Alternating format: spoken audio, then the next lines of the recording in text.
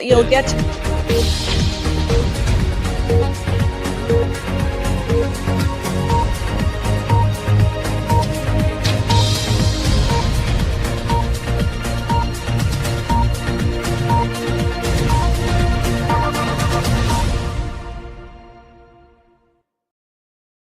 I'm going to pull the whole thing down. I'm going to bring the whole fucking diseased, corrupt temple down on your head. It's going to be biblical.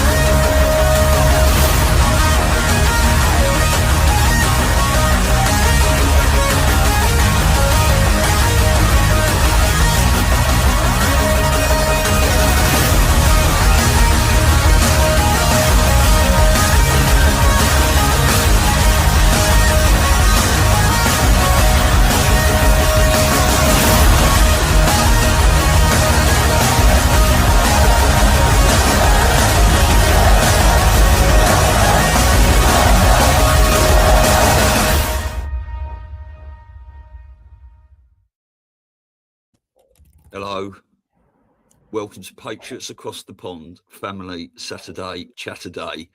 And I thought I might be sitting on my own here a little while ago, and Elisa's managed to make it on because she was feeling quite poorly, I thought, but she's perked up quite a bit, I actually think, and I'm not feeling too great myself. So, how are you? So I like that Chatter Day. I think that's what we should call the Saturday Chatter Day or Chatter Day with Stu and Elisa. I'm okay. I got a rant because last night, for whatever reason, I had tickets to see Melania, a late show, because George works late, which is a whole other story that pisses me off why he has to work so late. And then I just started to deteriorate. Remember, I was complaining during the day, like my throat started hurting. I felt like very like chilled. So I was like, screw this. You know what? I'll go tomorrow. And then, meaning today. And then I just couldn't sleep last night. So I was doing work in the middle of the night and all this stuff, but that's okay. But then my whole family, okay, my daughter, God bless her, had to go bring her car for an inspection, and the dog is barking and the cats are crying, and they're used to like mommy getting up and doing the morning routine. So even though she let the dog out, she's still crying because she wants her food and all this nonsense. So, and then of course, George had to get up and go have a cigarette.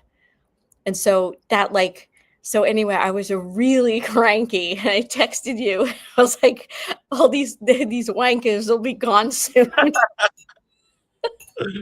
Yeah, when I was talking to you yesterday, you were going, I don't feel right. But when we had Matt Geiger, I was talking to you before Matt Geiger on Wednesday, and I said, something's happened to my voice. Yes. It's like my voice had dropped, or my balls had dropped in reverse. It's like it sort of went up an octave rather than down an octave. I thought, I don't sound right. And I've been sneezing a little bit over the last couple of days, but I have taken my vitamins as normal. And, you know, when I get ill, I don't like to say that, you know. Yeah. Well, because you're not ill, you're healing. That's how I tell my kids, you're not ill, you're healing, you're purging, you're detoxing. But you know, I do, as soon as I don't feel good, I take propolis. It's they have it in a spray and they have it in the dropper. It doesn't taste that great, but if you put it under your tongue, like, it works miracles. So what is it? Propolis. Oh, you'll have to send me that. I mean, look, you can't beat honey, lemon, and ginger, really. But I've got colloidal silver, ivermectin, a range of vitamins, some methylene blue. Yeah. I've got loads of stuff here that I just make myself a cocktail up and power on through it, really. Yeah, and I do like the hot water with honey and cayenne and the hell else do I throw in there? Ginger. But I'll just, if anybody's interested, propolis is a natural resinous mixture collected by honeybees from plant buds to seal and disinfect their hives, rich in antioxidants, flavonoids, and microbial compounds. So it's like an antimicrobial and antiviral immune support, blood sugar management, oral health and inflammation. Traditionally, it was used for wound healing. They have it in a throat or an oral spray. You could also get like the liquid. It just does so many great things. And I will tell you the story of my first experience. I was about 27 and I came down with a bad like cold, whatever. And we had a big trade show.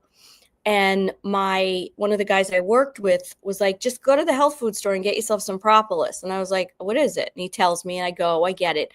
I felt so shitty. I took this stuff and it was like a miracle. Like I woke up the next morning and I had like, and I got scared. I was like, oh, why do I feel so good? What was that stuff? So when my daughter went away to college, I said to her, was PROP. Yeah, PROPOLIS. I sent her with a bottle of honey and a wooden spoon, a little thing of propolis, and that was pretty much it. Yeah. Bee glue, also known as bee glue. Yeah. It has like if I had to say the taste, it's like, the taste of smoke, like smoky, when you cook with like not quite bacon, but like a smoky, it has like that kind of flavor, but it's not awful. You swallow it and that's it. I don't think I've ever heard of that word before, unless it comes off the Metro. Yeah. Yeah, I've never heard of that. Well, there it is there. Now, I'll just propolis, something for people to look into. Now, I just want to say something. Obviously, well, not obviously, but yesterday I signed up for Rumble Premium because it said I could upload things 8 days in advance rather than within that 24 hours rushing around period.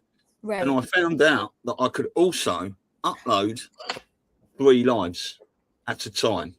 Right, which makes it convenient, right? Well, it helps me. It's only $6 a month. I don't mind paying that out of my pocket, whatever. Because it helps me a lot. I can sit down, get them all sorted over an hour or two, and then load 3 up at a time, and then when one goes, I can add another one up. So we're always a little bit in advance. And that especially works well because if we have 2 shows in a day, I don't have to do any rushing around. Yes. However, on the negative side, it's messed up about a website a bit. So what happens? Like what happens? Look, if you look here, the latest episode is not the latest episode. It has put it on January the 30th, but Jordan Clark is not coming on till the Feb, right? Misty's coming in a minute. I shall add down in a sec. Yeah. So it's messed it up. So I've had a word with James. Oh, mate. Right. Oh, I've got to change all that. So hopefully I'm either going to go back just to doing one or he's going to manage it so it'll just see the next episode and put it there and ignore the other 2. But this is also convenient for me because if you can hear Misty, I'll add you in a minute. I don't then have to do that all coming up this week. And, I can make a little post about what we've got coming over the 5-6 days of the week. But that really helps people see what we've got coming up. So it's a little workaround we've got to do. But if anyone's looking at our website going, oh, that's not the latest video, that's the latest video, this sort of stuff, you know why. Right, let's get Misty straight in because I don't like to keep. Hello, Misty. How are you? Hi, Misty. Hi, how are you? Well, we're both feeling a little bit under the weather, really. But we've just been complaining. It's been like a little complaining fest so far. Oh, you're not feeling well. Well, yeah, I'm all right. I feel fine. I'm just bunged up and sneezing a bit and just trying to keep on top of it. But I normally manage to. So that's good. How are you? Doing well. Just we've got snow here, and the temperatures are dropping. So I'm just every hour going out and putting hot water in the water trough for the horses. So, but everybody's good, and knock on wood, I'm not sick. I had my version of the flu and cold in the fall and in December. So twice last year is enough. Yeah, your body detoxed. Yeah. I don't know. I think also, like, honestly, the temperature changed, so your body has to get acclimated, right? And I don't know about you guys, but my house is so uneven. Like, I'll go in my loft where I do my podcasting and it's very warm. It's like nice, it's comfortable. I wear a t-shirt. Then I go right down the steps into my bedroom and I swear the temperature drops like it feels like 10 degrees. It's colder, because the air circulation. Then I go in my kitchen, it's freezing. My den is warm. So I think your body just like it can't adjust, and it puts a lot of stress. But listen, I think my feeling is always that when you get sick, it's like your body is working right. It means that it's trying to fight whatever is going on, or it's a sign like stop and go rest because you need to rest, which none of us really listen to, right? Yeah, definitely. So I was just looking for a video that I downloaded a little minute ago, which was move along. No, it's not that one. No, it was just Trump talking about climate change. It was on Rambo, and I don't know where it's gone. So I have a special request, but I don't know if you're gonna like it. You you had an accident a few years ago and you sent me the video of it with your leg. And you may want to share that. It wasn't funny that you got hurt, but you were laughing at yourself and just the way you shrugged it off and were just such a trooper and dancing and everything in spite of your pain. I just think the audience would get a kick out of that. That's my Now that took me a while to find that yesterday, and I can't remember where it is. Now I sent it to you on WhatsApp, didn't I? So I might have to download it. No, you sent it to me in Telegram, I think. Wait, no, maybe it was WhatsApp. Let me see. I think it was Telegram, I think. Yeah. All right, if you want me to play that, I will. I think so. Let's get it off. Right, basically, I went out running a year or two ago, and I completely went over on my ankle like that. 90 degrees, and it was about a 10k run, I think, and I was the furthest point away from home. But I showed this to Elisa yesterday and she really liked it, so I'll play it if you want me to. I feel embarrassed playing things with myself, but there we go.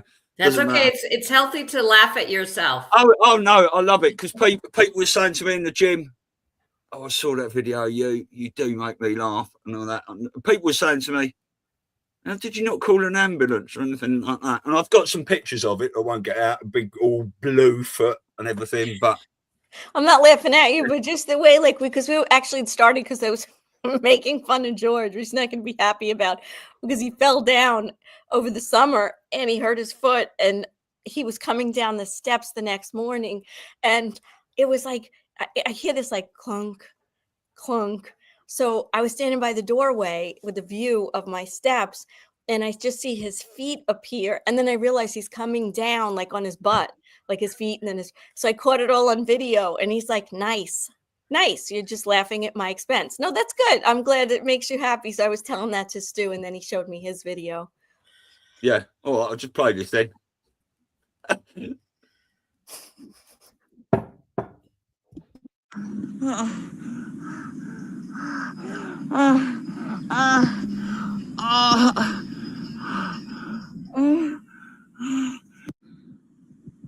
just twisted my ankle there. Went over to the right hand side. I reckon it bent 90 degrees, if not more. Oh, furthest point away from home. That's all right. It's not seizing off a bit. I'm going to walk for a little bit and then have another little trot. I've got things to do anyway. Happy days. Oh, still have a little dance though. You can never let go. Bit hyper go-go. Look at that fucking horse looking at me. Hello. Morning. Cool. The last time I put my ankle over like that was on Remembrance Hill, going down the Priz. And I fucking done it 2 nights on the trot. The second night was agony, man. Oh, I'm just thinking about that, making this work more. Anyway, game on. Let go. I just started coming uphill. That's a fucking different ball game. Oh, I cannot run on an incline. Bit tall Paul though. I can turn it out and rock that. If you know, you know. Oh.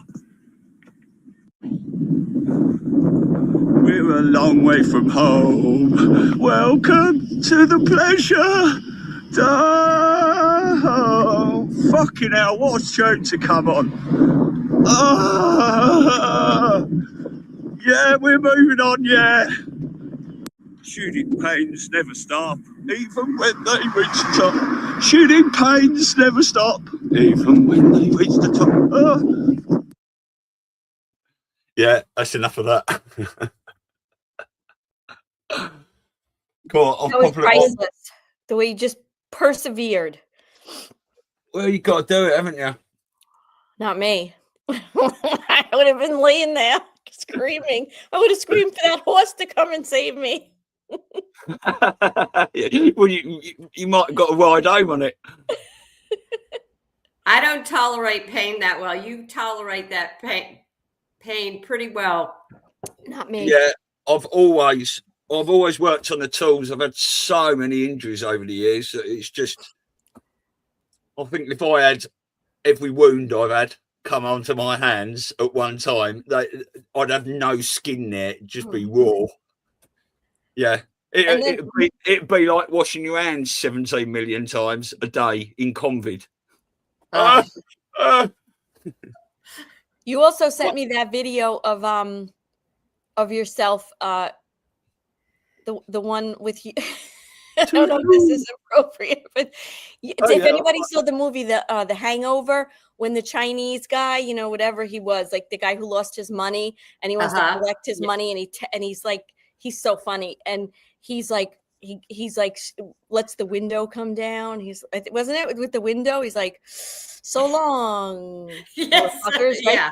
So Stu did a similar thing. He was on one of his the lifts, like, you know, that go up and down, the construction lifts. I don't know what they're called. So he did the same thing, and it was, as it was going down, it was like, so long, motherfucker. Yeah. I've got it here. This was working on a massive sports centre in London for the 2012 Summer Olympics, I think, for all the diving and all the swimming and stuff. And I was up about 10 metres in the air, sticking on a scissor lift, and my mate was standing on the other side, actually on the floor. You know, I was in a hollow and all that. Anyway, if you've got, turn your volumes right up so you can hear this.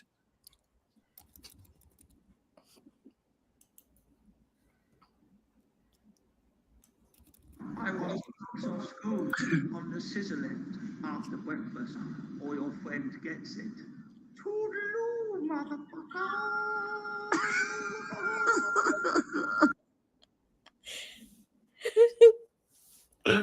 Right, just talk for a minute. I've got to take my sweatshirt off. I'm boiling now. Okay. So what would you say the temperature is where you are, Misty? It's probably around 20 degrees, 25, in between there. It's supposed to go down to 19 like by this afternoon. So it's cold and it's still snowing. We've got maybe 3 inches, 4 inches. Okay. Yeah, which is unusual for here, but you know, it's January, and if a storm's going to come, it's going to be this time of year. Well, it's currently 16 here. I'm just looking at the weather thing. I mean, when we wake up in the morning, like it was 7 degrees this morning. Now it's cold. It's up to 16.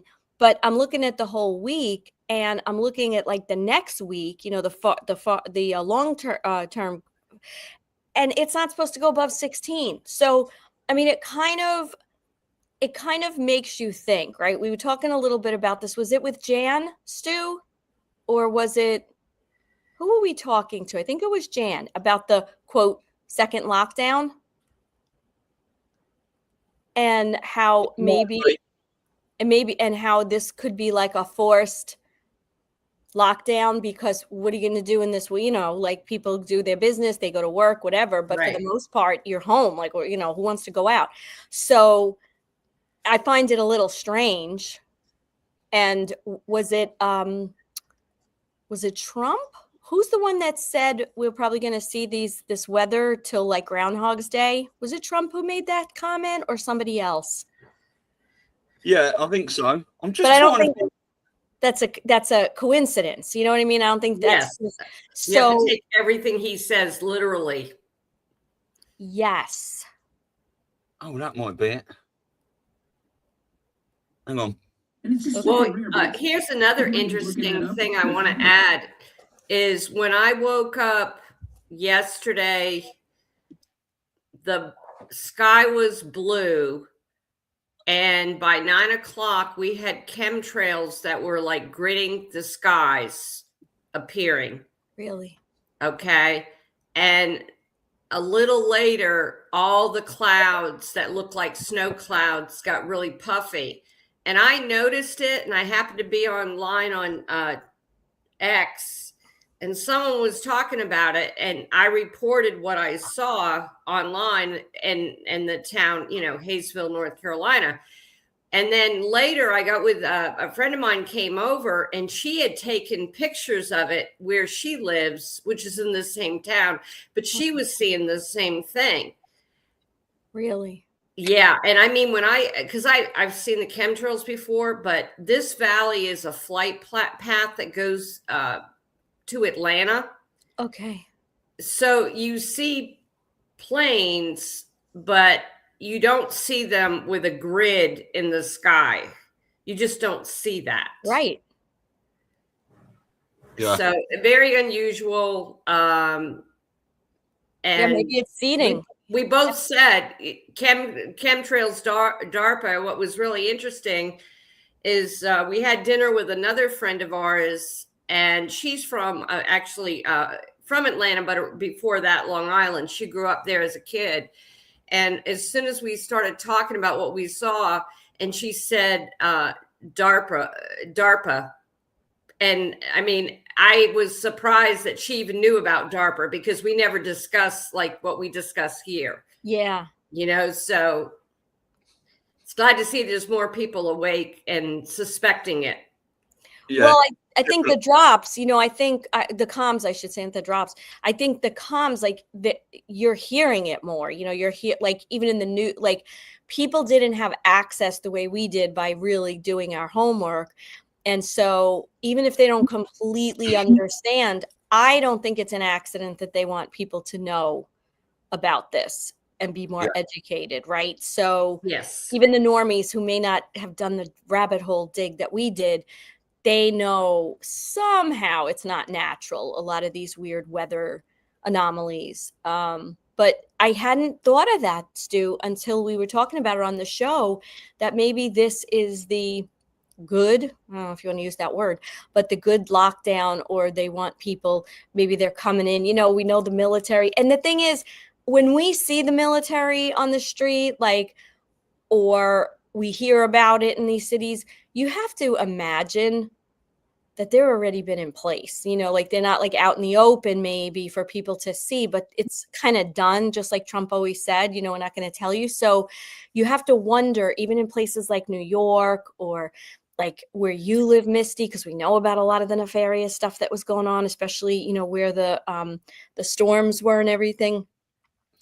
So you got to wonder, are they planning to come in and scoop people out? I don't know. Or yeah, I mean, because we know what we know, we tend to look at things through a different prism every time something happens, and looking at all the details that are coming into play for our own discernment. And then to question something that years ago, we would have said, they say it's going to snow. And when you see that in the chemtrails in the sky, you just figure it's, typical exhaust from any plane. Right. That's what we all thought. Yeah. Well, that's what we used to think. Right. Yeah. I've just found that video. Okay, good. Rambo's calling show from last night, and they play an old clip of Trump in this little clip, 1 minute, 49 seconds. But I just want to address what Jenny said in the chat, Love and Light. Have you got the website to the Q drops? Because she's heard 170 drops come in. I don't think that's true at all, because it would have been everywhere if Q started posting again, and my phone would have been doing this. New Q. Q. Alert. New Q. Q. Alert. New Q. Yeah, it would have been going off like that. Absolutely mad. So let's just play this video. This is off Rambo's and Dave's calling show last night.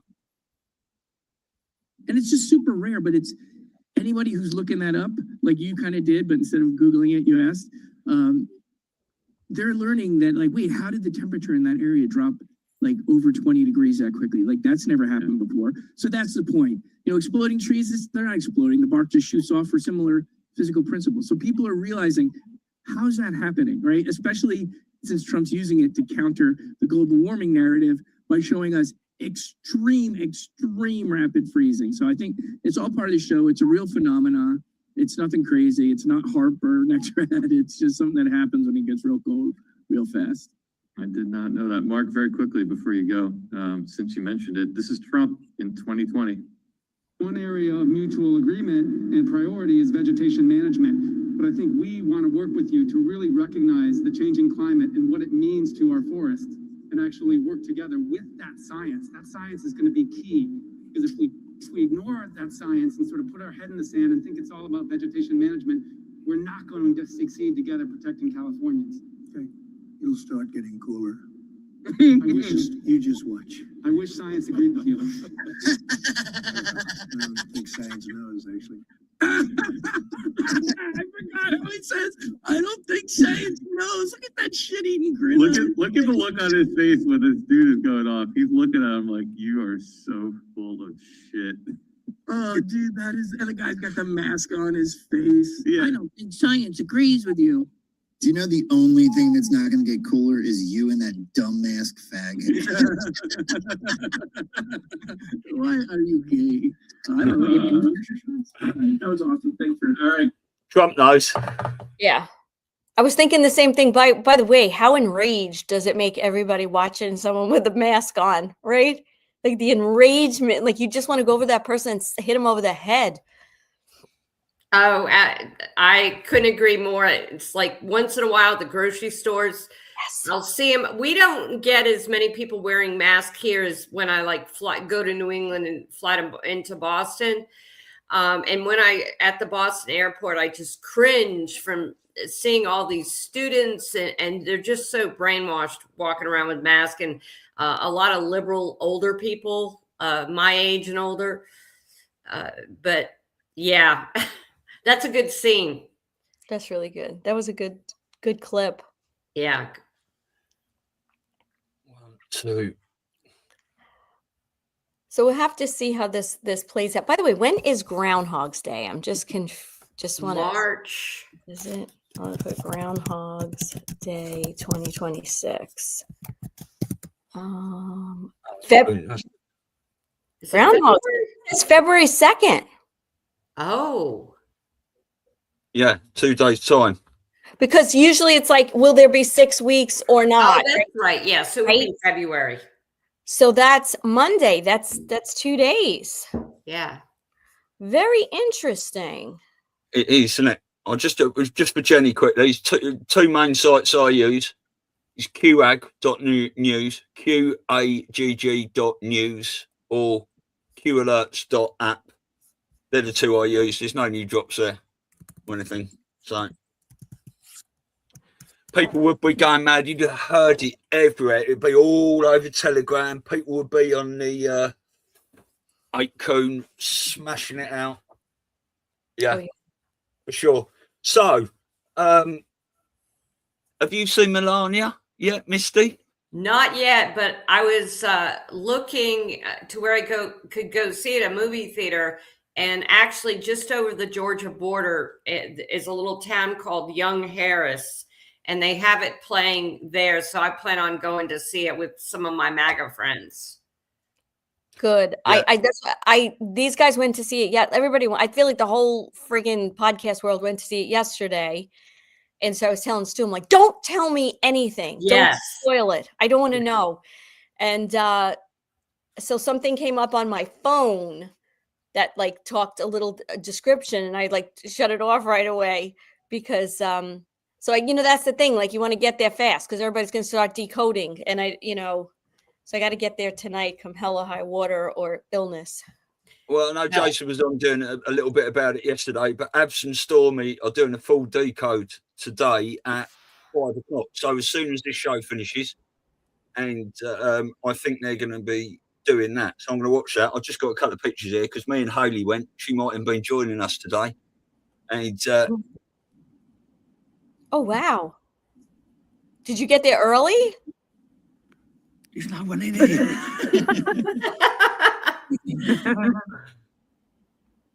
Yeah, that was that. Just watch that again. It's funny.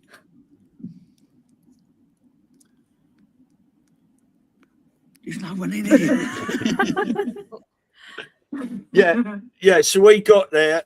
I think we got in there about 1:45. It was meant to start at 1, and it did start about 1:15. So it felt there was about 10, 12 people in there. But it's the UK, isn't it? It's they're not as clued up over here. Obviously, people have said to me, "Oh, I don't know why you concentrate on America that much." They don't understand, but yeah. It's certainly more an American thing. But yeah, and it was the matinee as well. I don't know if it filled up because there was one at lunchtime and one yesterday evening. So, yeah. But I imagine it'd be busy over there. I haven't listened to any of the reviews, and for the same reason, I don't want it to be given away. I want to be able to be surprised and what have you. But there's been a lot of posting on X about it, and you're seeing the Breitbart clips that they're posting on Rumble. Yeah, I'm staying off social media today because I want to just formulate my own, take notes and observe before I start to listen, and then maybe we could talk about it on Monday, Stu. Yeah. But I noticed you had a big thing of popcorn, and I refuse to buy that shit anymore. So I sneak in my own food. I haven't eaten popcorn for years. I've got a couple of bags upstairs just in case, right? One salted, one sweet. But I went to the cinema. I got a large bag. I had sweet at the bottom, salty on the top, because you eat the salty until your mouth like that. And it's like, oh, that's nice. Here we go again. Yeah, lovely. But we had a packet of licorice, all sorts, a packet of wine gums, and that. And the time I came out of there, my teeth really hurt, and I felt sick as a dog for eating all that shit. If I was a regular cinema goer, I'd be taking a packed lunch or something that was nice. But I just thought, when in Rome, do it. Yeah. I don't often go. Well, I haven't been for years. I think the last thing I went to see at the cinema was Condor Man with Michael Crawford about 30 years ago. Oh my gosh. Oh, that was a long time ago. No, I've seen something since then, but I made myself laugh thinking about that film, Condor Man with Spencer, basically. So did anybody, were you guys the only ones through the whole movie, or did people actually show up? Yeah, no, I said there's about 10, 12 people in there. About 10, 12. Okay, sorry, I didn't hear that. Yeah. But they were obviously regular. It's a matinee, right? On a Friday. Yeah. But they were obviously regular cinema goers because they knew when to turn up and when it would start. It was advertised at 1, but it didn't start till about...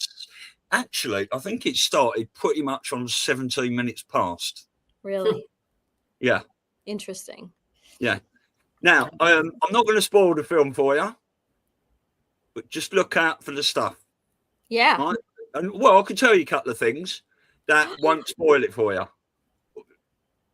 Or do you want me to say absolutely nothing whatsoever? I want to just go in like on a clean slate. That's why I'm going to literally keep my computer like shut today in terms of anybody that might, the things pop up. Yeah. I rather just go in a virgin on this and just take it all in. Okay. So shut the fuck up, Stu. Move on, yeah? Yeah. Okay then. So I mean, we're the only three here at the moment. If anyone else is coming in, I don't know. But what else is exciting you, Misty, in the world at the moment of what's going on? Excuse me. Because there's many things we can choose from, isn't there? Well, I noticed yesterday a friend of mine had sent me a post that was on Facebook for North Carolina. They have a fraud tip line, which I was happy to see that. They've added it because they had, the Doge going on in North Carolina, and then it was like all of a sudden it seemed stopped. But then they were saying, no, it's not stopped. And now they have this number you can call and give a tip. And then I saw on the whitehouse.gov, also President Trump sent out on X, there was another thing about, the fraud, and, you can send, contact them, send an email on that site. So there's a lot of exposure going on, but I have to wonder, they're probably using an AI system to see what kind of responses they get in or whatever. And then they adjust the temperature. Who knows? But I thought those two things were very interesting and encouraging, despite, silver having a little bit of a bad day.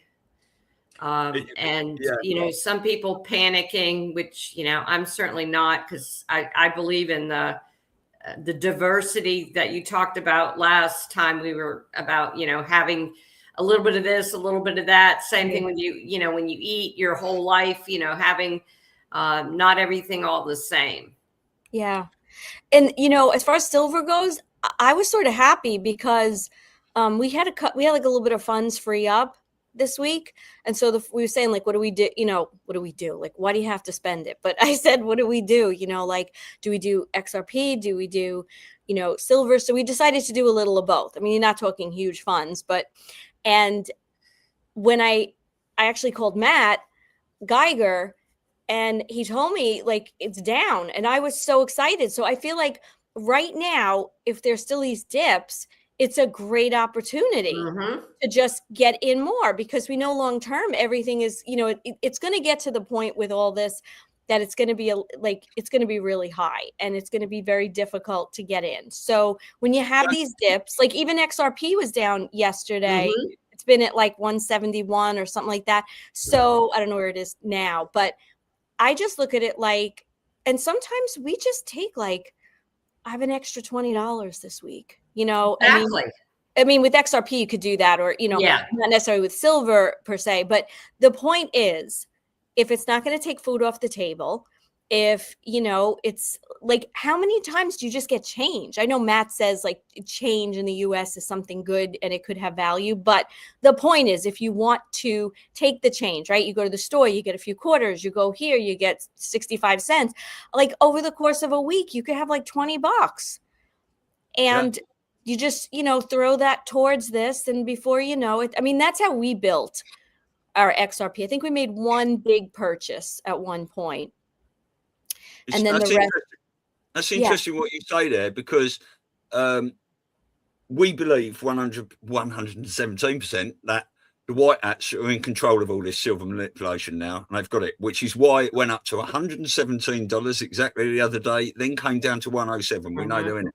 And I've been thinking, why would the white hats crash it like that? Maybe they have put it down so that more people can get in before it goes up again. So. Right? I mean, and you would think, wouldn't you, that, well, if the good guys can get in, well, we've got someone else joining. If the good guys can get in, right? If the good guys can get in, maybe the cabal can get in as well. But if they've had all their money confiscated by Trump's executive orders and stuff, maybe it's only the people with good intentions that are going to be able to get into this now. Yeah. Exactly. Interesting thought. Eh? I think there's a lot more. I'm looking at people now that are still normies that get on my nerves.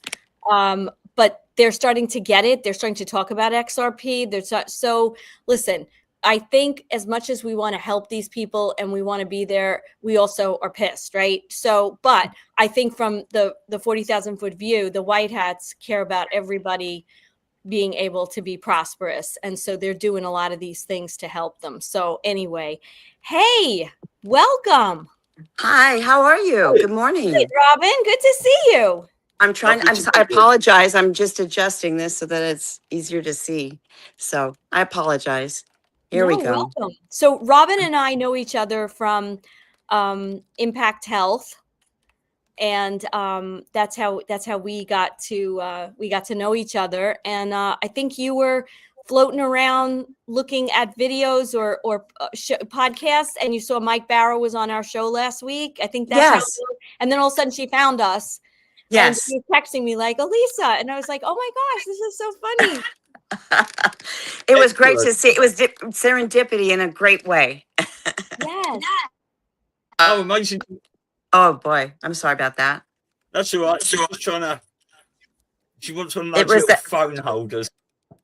Yeah, the phone holders are not fun.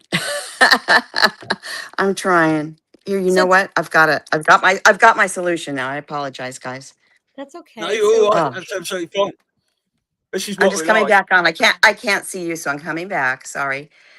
There. So Perfect. tell us tell everyone a little bit like where you're from and a little bit about your awakening journey and all that. Sure. Well, sure. I'm a second generation Los Angeles native. I came from Los Angeles, but I've been in the Palm Springs area for like 31 years. Moved here a long time ago, and the beginning of, I would say, the awakening was at the beginning of COVID, and here I am doing lockdown. I lived by myself at that time. I was 2 years separated from my husband, and when you live by yourself, you start making a lot of phone friends. You know what I'm saying? Because if you can't get together, I didn't see my siblings for 2 years. Unbelievable. So a friend of mine and myself, we started doing a free Tony Robbins seminar.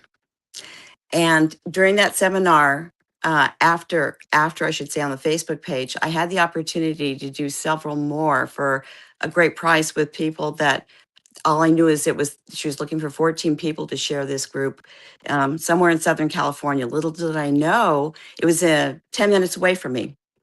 And it was a great situation. And during that time, one of the second seminars at the end of the evening, 10 o'clock, Tony says, I want to show you guys something. I know it's the end of the day, and it really doesn't have anything to do with wealth mastery or date with destiny or what have you, but it's important to me. And he showed a video of him being undercover with Tim Ballard, and they were rescuing kids from child trafficking. They did a raid on a house, and here he is coming out with he was explaining the whole thing after he came out carrying a little one. Kids were chained to the beds, and he said, listen, this is something that is so horrible that most people have a really hard time just even going there and thinking about it. If they're exposed to something like this, the normal reaction for humans is to be it's so overwhelming that they just don't think about it because it's so horrible.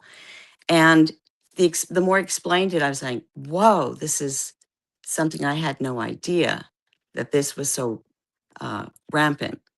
And it started a journey where my girlfriend was in Palos Verdes and I'm out here in the desert. And we started finding out about the whole movement. And at first, things were such shocking things that I was like, oh my gosh. If you have ever seen the movie The Fall of the Cabal, the first time I saw it, I just said, this is mind blowing. This has got to be baloney. This is mind blowing. I just couldn't grasp. And in the 3 years or so, well, so now it's been about 6 years. Slowly but surely, I came to the realization everything was true that was on that film. And it was like, because other things would point to it. And I have a really, really good friend, another friend that's out here, and started talking about the situation with vaccines when those came on board. And I was getting it, but I wasn't getting the full picture. And it was just like, whoa, this. And she was very well versed and gave a lot of great explanation and understanding. I heard you guys talking something just at the very tail end when I was coming in about XRP and so on and so forth. And I had been exposed to the fact of, silver and XRP, that these are good things and all that. And also during this process, I had my own little 401k from a short employment overall. But I noticed that even though it had gone up and I had all these funds, all of a sudden it just took a dive, and normally it would come back up with the stocks. But this time it didn't come back up.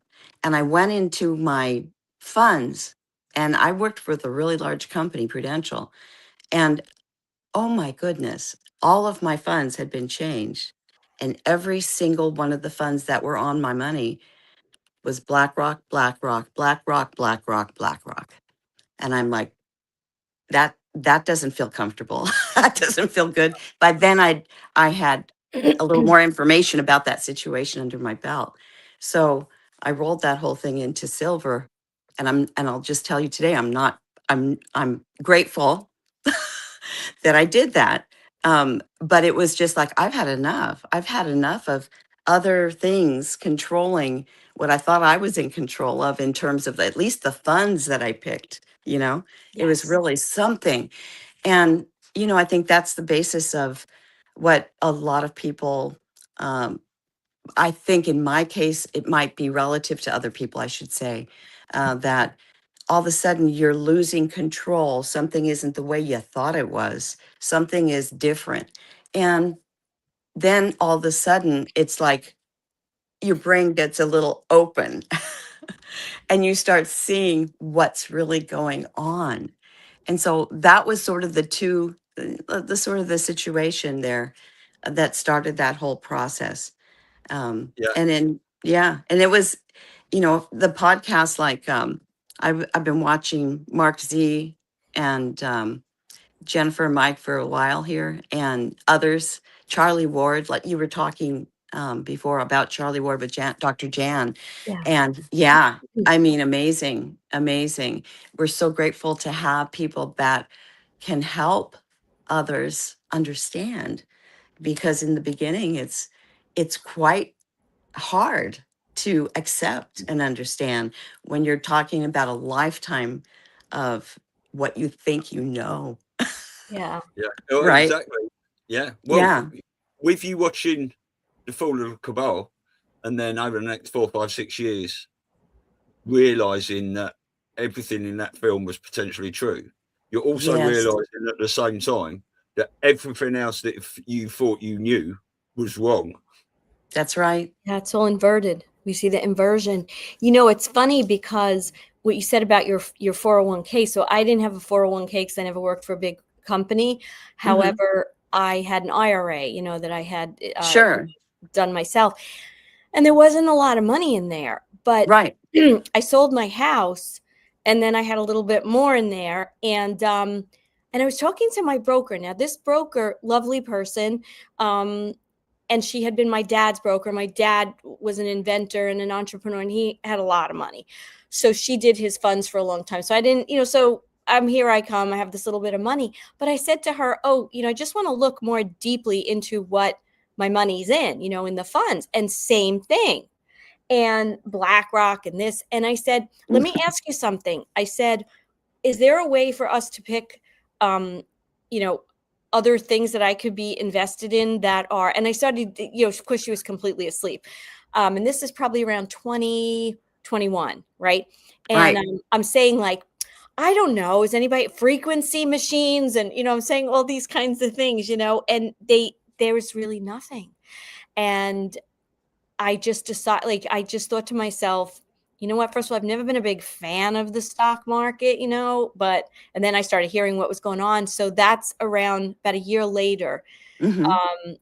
I did the rollover too. And, Mm-hmm. you know, I'm sure you're very happy with it because I know I'm very happy with the result. Like I said, I didn't have a lot, but it doesn't matter because, you know, it's still multiplied. So yeah, I mean, you know, we're not given financial advice certainly, but from our own experience, at least you know what you're investing in. Let's put it that way. Even if you're not completely sold, you know, like, oh, gold, you know what it is. What the hell? You don't know what the hell there is. It pharmaceutical? Is it this? Is it that? It's probably all a bunch of nefarious stuff that we're all talking to each other about how we're against. And then you find out that your money is in these funds and these companies and products.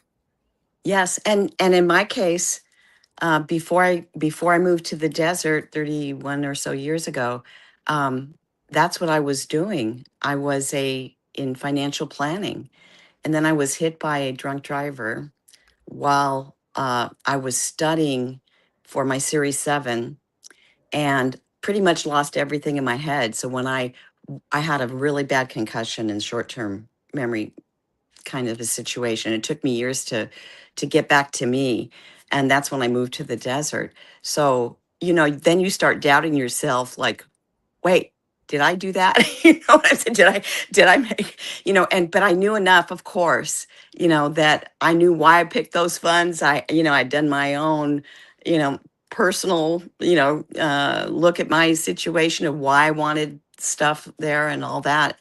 And I'd weathered a few, like the '07 and the whatever, the downturns, and then it came back, and this just wasn't coming back. And it just really got my attention. Like, no. When I saw BlackRock on everything, I was just like, this, I was like, out of there. I was like, no. How could they do that? And I didn't get notice or a choice. It Exactly. was, yeah, that's just And you know what's not funny? good. Just talk about brainwashing. Like I've, you know, as a life and health coach, I did a lot of networking. You know, I Mhm. kind of rant about this all the time, and I'm dealing with people that are in the professions and highly educated. You know, like you know, lawyers and financial analysts and, you know, whatever.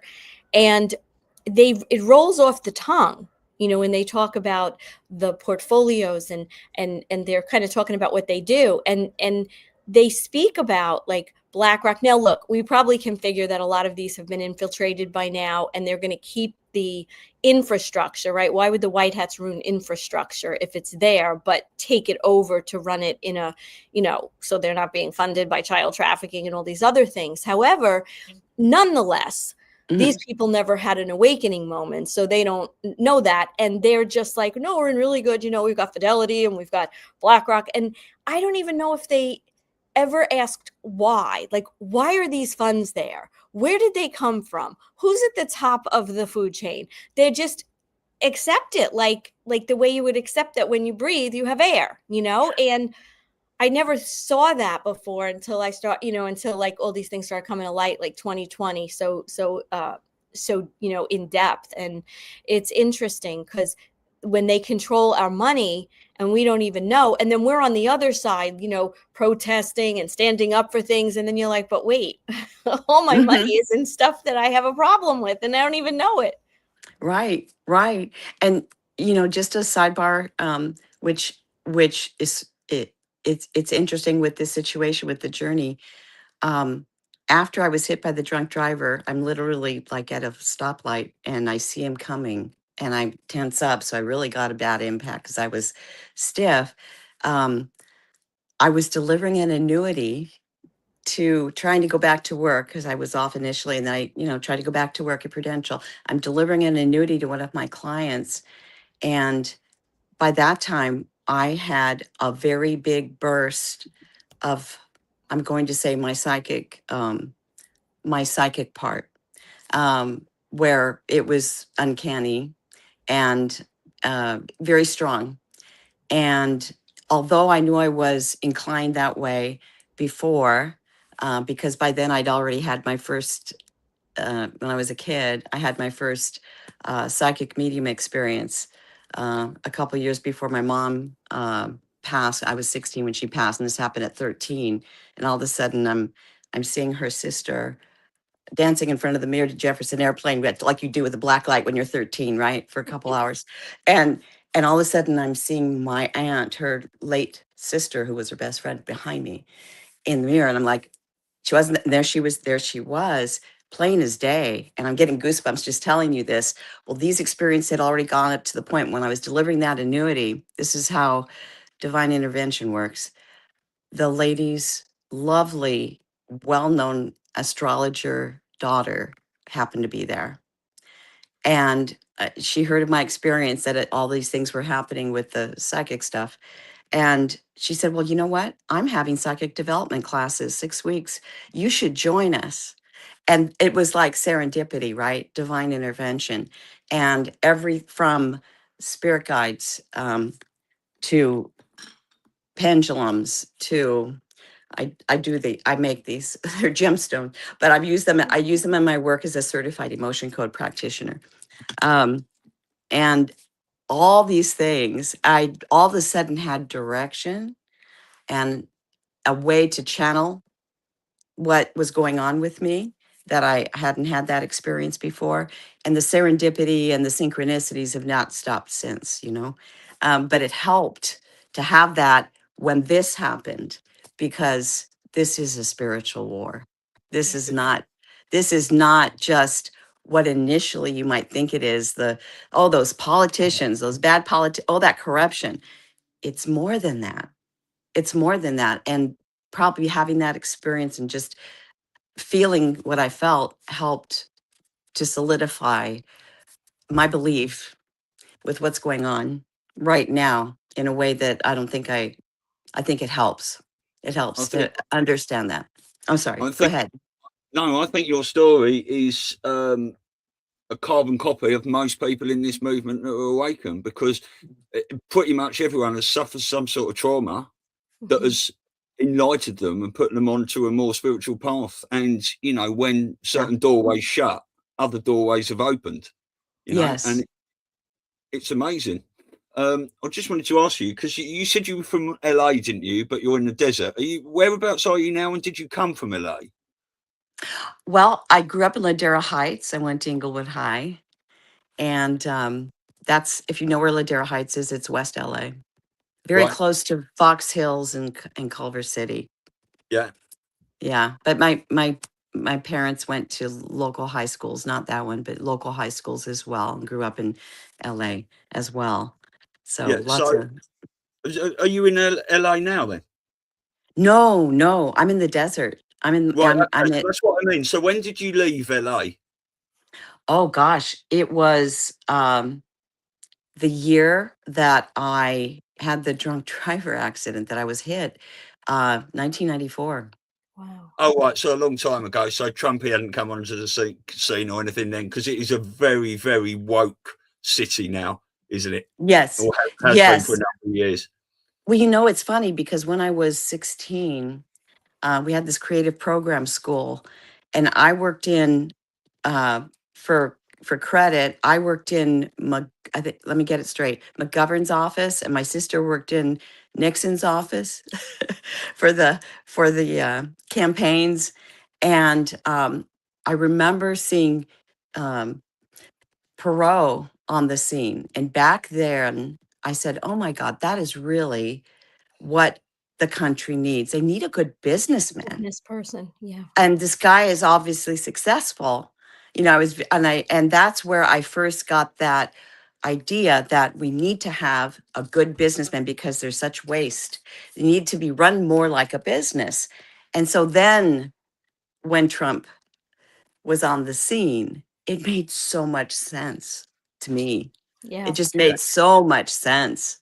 Absolutely. Well, it's funny with the Perot, because if you remember, they made him out to be a total fool, and they made fun of him, and he was an idiot and a clown and all the same things they did to Trump, except he didn't have the military. And, so if you think about Donald Trump, they knew, I mean, they probably always knew, but it's all timing, that this was going to have to be a businessman that could really hold his own, a businessman who had infiltrated, right, into what the bad guys were all about, knew the system, a business person who had, from what we can gather, a family lineage of sorts, right?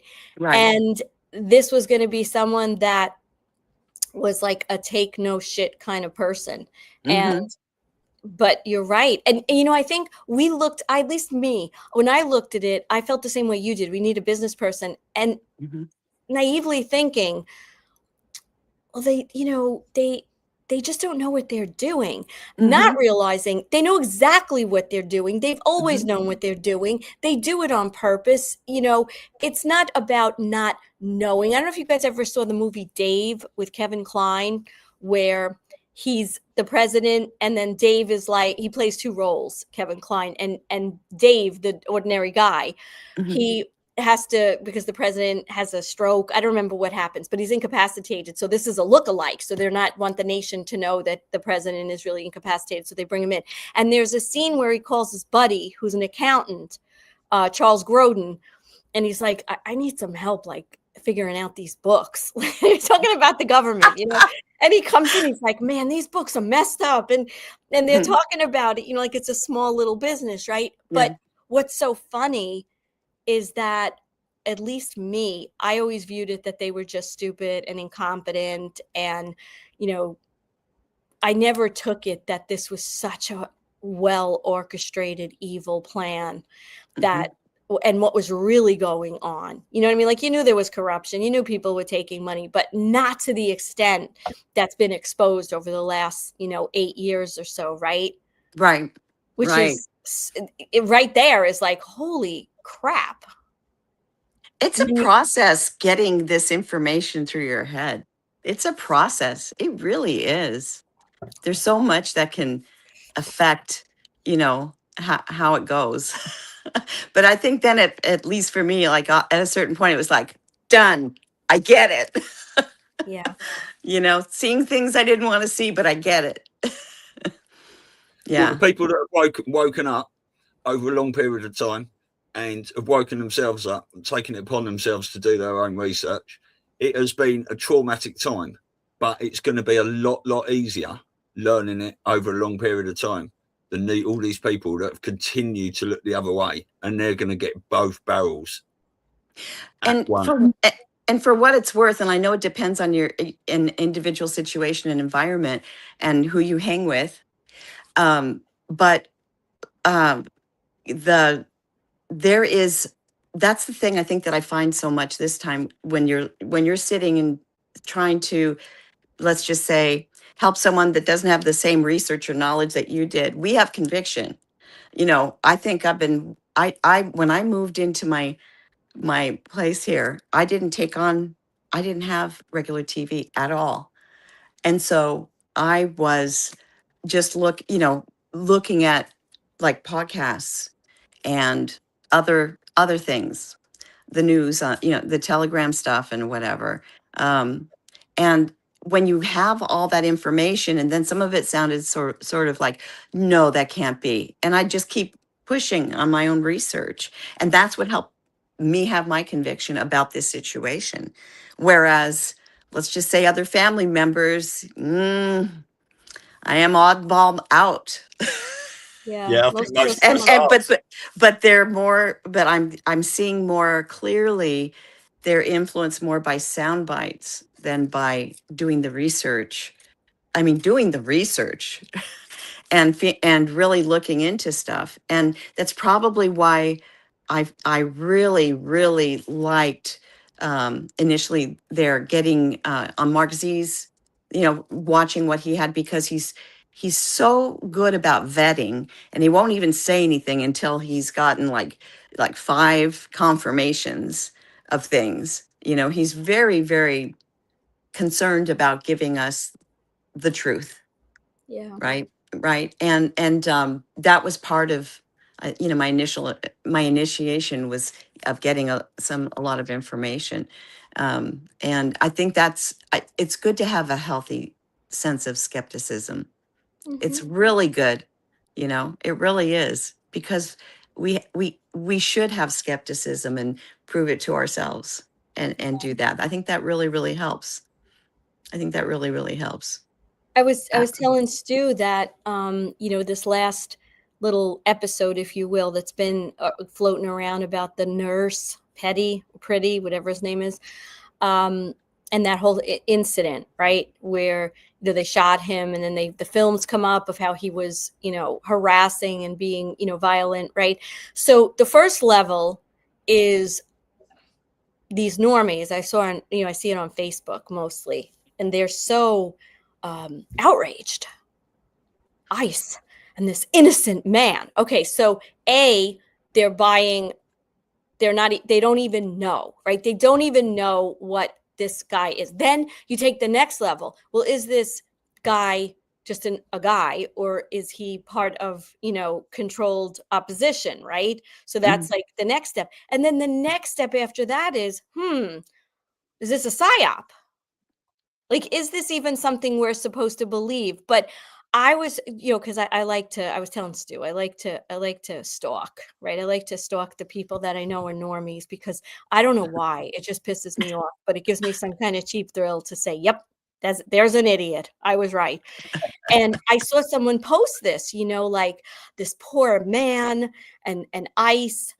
And it just enraged, like, now I just get enraged, because I'm thinking to myself, caring for people. You don't know anything, like nothing. You don't know anything. You haven't done any research to just repost this poor guy.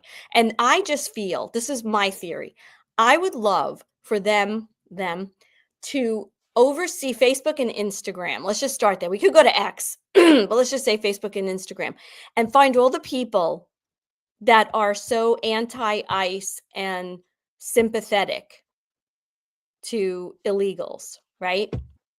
And I would like them to collect those names, and I'd like them to maybe either do a door-to-door campaign, or, you know, a mail or an email campaign or a text campaign, and say, listen, we're going to bring a couple of people over to your house. You know, how does Tuesday sound? Because these are criminals that ICE was going to get, but we want you to give them safe harbor. And I think they should freaking do this, because a liberal is only a liberal until it affects them personally. Yeah. And see what happens. And tell it, like, you know, keep track of all this so that we can make a nice big film and show idiot, full of shit. Because when it affects their lives, they're not taking anybody in. Did you see that video of Elizabeth Warren talking about Pretty, and Trump reposted it? I didn't see it. Is that just came out today, or? Yeah, watch this. It's only about 20 seconds long, I think. Caring for people was at the core of who he was. He was incapable of causing harm. Alex carried patience, compassion, and calm as a steady light within him. Even at the very end, that light was there. I recognized his familiar stillness and signature calm composure. Oh, that is hysterical. See, they're just outing themselves. We've said for ages, haven't we? You're going to watch these people lie in real time, and it's good. And I did are they lying? Well, are they being made to do it, or is that really Elizabeth Warren? Is it someone with an Elizabeth Warren mask on playing the part? Right, we don't know. It's part of the shaming process too, or like we said, bad guys acting, you know, good guys acting like bad guys. Like, we still don't know, right? So, but yes, whatever's happening, it's having the same result. It's waking more people up every single day.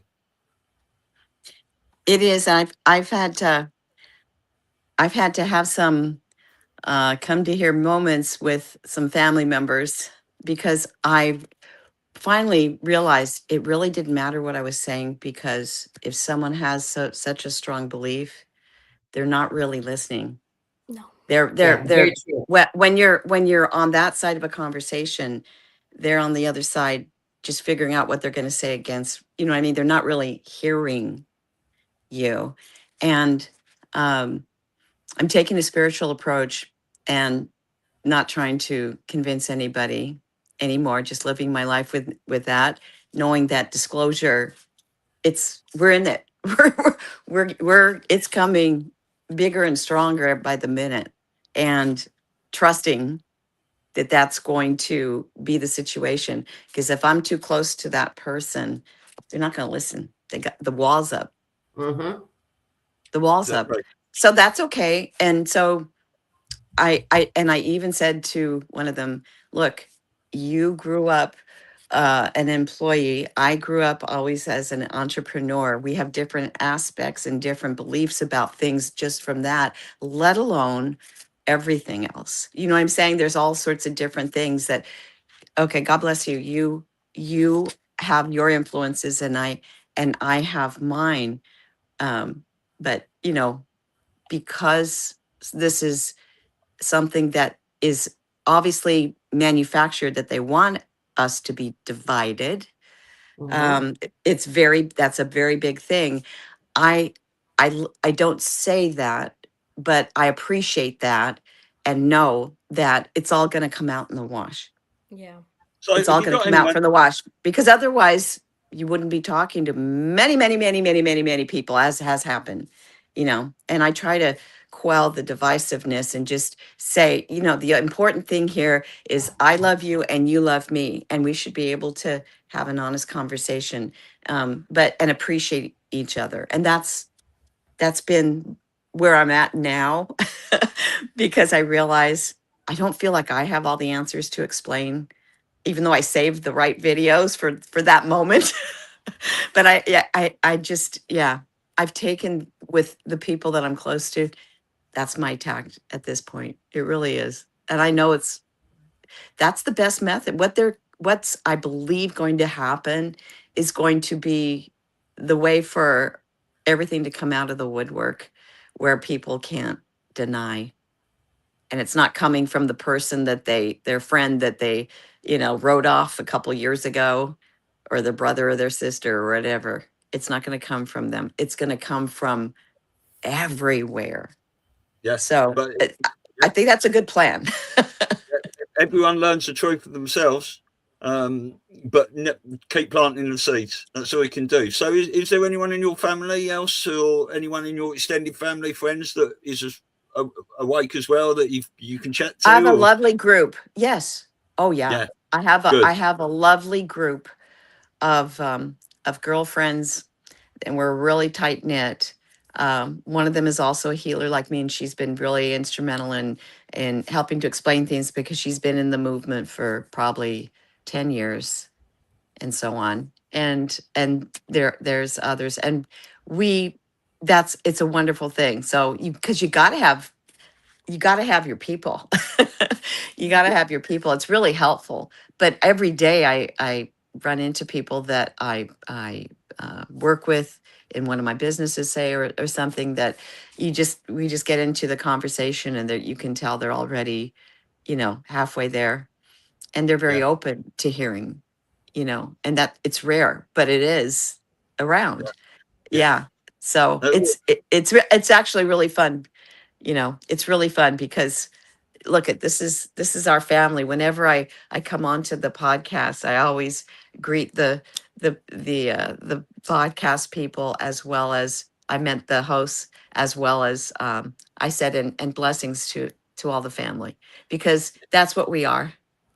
That's what we Yeah. are. We support each other, and you can't help but care for people that have, you know, we all have our own stories during this process, and it's a lot of people are really struggling, and you have to, you know, gosh, you know, I'm really happy that there's a group, everyone's trying to help everybody else, you know, get through Yeah. it. whether it's Well, emotional. Some people they need to survive. The money situation is horrible. They're barely making it.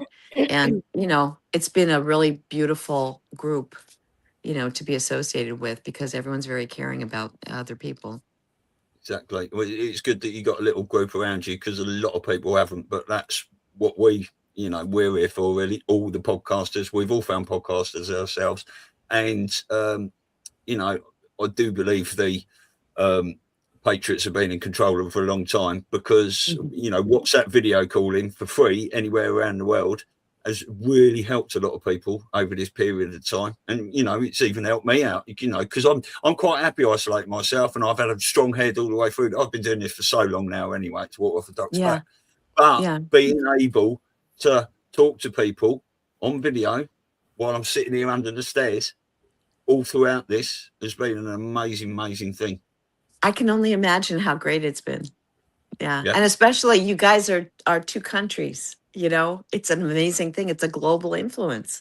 Well, and I don't know if we've talked about it before, but like Stu and I kind of sort of met a little bit by accident. I mean, divine accident, but I was working with Mel Carmine as co-producer on Dear Mr. President, the documentary about censorship. And Stu was one of the featured podcasters, giving his experience and everything. And then we had an after party, like after the film had been, an online after party, and everybody was on there. And it was the next day, right, Stu? Like we the film went live on the 9th of September, and then the 10th is when Charlie Kirk got shot, allegedly. And everybody in the chat was of a particular ilk and opinion. And Stu and I were sort of like, and we sort of like bonded, and then we chatted, and we got to know each other. And then it just kind of, I don't know, I always tell this story. I've been working since 2020 trying to build my coaching practice, and I have wonderful clients, but for all the work I put in and the money I put, it just was not happening. I was like, something isn't working here. I don't know what God's trying to say. And then as soon as Stu and I started talking, and we just like organically just started moving into this whole thing of doing podcasts, it was like every door started opening. And I was like, okay, that's like God telling me. Yeah. So that's how we came together. And we realized like, this is a really cool concept, US and UK, and that it brings the world, because we know like from Telegram and a lot of these groups like Charlie Ward's Insiders Club and things like that, people are from all over. You see people in the chats, they're from all over, and we were like, really nobody's doing kind of this whole like USA UK, and we're so bonded because of our history and our a lot of our culture. So yeah, that's kind of how it came about. But honestly, I could tell you one of the exciting things is doing the podcast, and all the people that influenced me and like became my idols in this movement, and helped me to wake up and gave me the solace. Like, isn't like Stu, like having these people on our show is a little surreal. Every time we have someone else on and we're making the arrangements to have them on, it's like, oh my God, you don't know how you influenced me. We can't wait to have you on and talk. So, we have our, I guess our heroes too, in this movement that really influenced us and gave us the impetus, as well to get through it. I felt that from you guys, and felt the same way with Dr. Jan Halpern. What a treasure.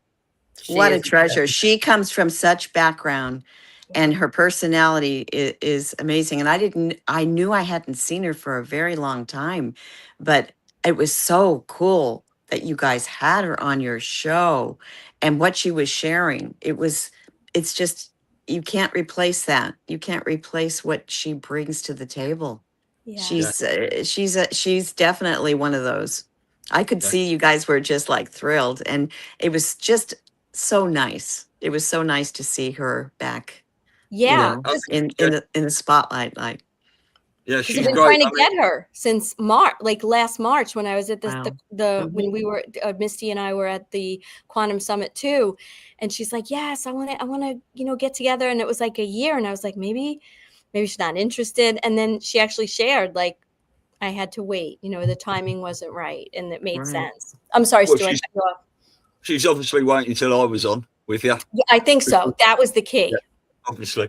Yeah, I mean, it's good really, because apart from like a few of my friends that used to come on, I started my podcast in the Insanity in May of 2020, and I've had some great friends. We used to do a Saturday Zoom and various things, but for most of the time I've been sitting here waffling onto the camera on my own, you know. And it's there was a couple of things that happened that I thought, oh, I'm going to get some guests on. People got in contact with me, and it sort of fell through. But I was a bit deflated at the time because I made some nice intros and things like that. But now I knew that was perfect timing anyway, that they fell through, because Elisa and I just hit it off, and we talk about exactly the same things, and we spitball and we go, what about this? What about that? Yeah. And we do like a bit of date fagging and everything else, but we try and source all our material. And, you know, we wanted to do a show that people that have been doing this for years, and also people that have just started watching. You know, you don't want to complicate things for people that are just waking up. So, you know, that's what we want. And this little Saturday thing, I love it. I just like meeting new people and hearing their stories. And this is why we did it, because I've been in Jason Q's Zoom a few times with all the gang there in the chat, Wendy and Jenny and everyone else. And it's really good. So this is why we did this on a Saturday, because to give other people a voice. I love it. That's so cool. That is so cool. And I appreciate that you asked me to join you, Elisa. Because when Elisa and I first had an actual conversation, I think it lasted like 2 hours. Yeah. We could, you know, we had so much to relate to each other. You know, it was really great because of so many commonalities and so on. It was really cool. And I remember that conversation, like we felt like we knew each other for years. You know, it's just that a lot of us feel, and I don't think it's an accident, because like Stu always says, we're dotted all over the world, and we all found each other, and there is a recognition. It's not, you know, when you meet someone new, there's a distance, like, oh, nice to meet you, and you have pleasantries, and you talk about things, and oh yeah, maybe we'll have some coffee, and it's just a different. But like with our community, that wall is gone. Like we're just going right for the soul, and we just connect. You know, that's exactly it. Yes, that's exactly how that felt. Yeah, there's no, your head isn't involved. That's what I'm trying to say. It's like straight from the heart and the soul, because your head, it bypasses the intellect. Absolutely. Yeah, I mean, unless you're a complete arsehole of a truther, right? We just all get on, because we're all coming from exactly the same direction. There's truthers out there with, oh, don't listen to him anymore, or don't listen to her, or whatever, because of this, you know, arrogance or importance or whatever. But we're all on the same path. So when you find out what you mean you like Trump, or you didn't have the jab, you already know you're going to get on pretty much. Yeah. Absolutely. And that's what I think is the refreshing part about podcasters, at least my experience. Most of them, it's like they are actually talking to and for their listeners, and there's an appreciation. Whereas like when you watch the news, they don't care. No, they don't. They don't care what you think. Like, and I will tell you who was one of the first to do what Jason, and now, Stu and I are doing.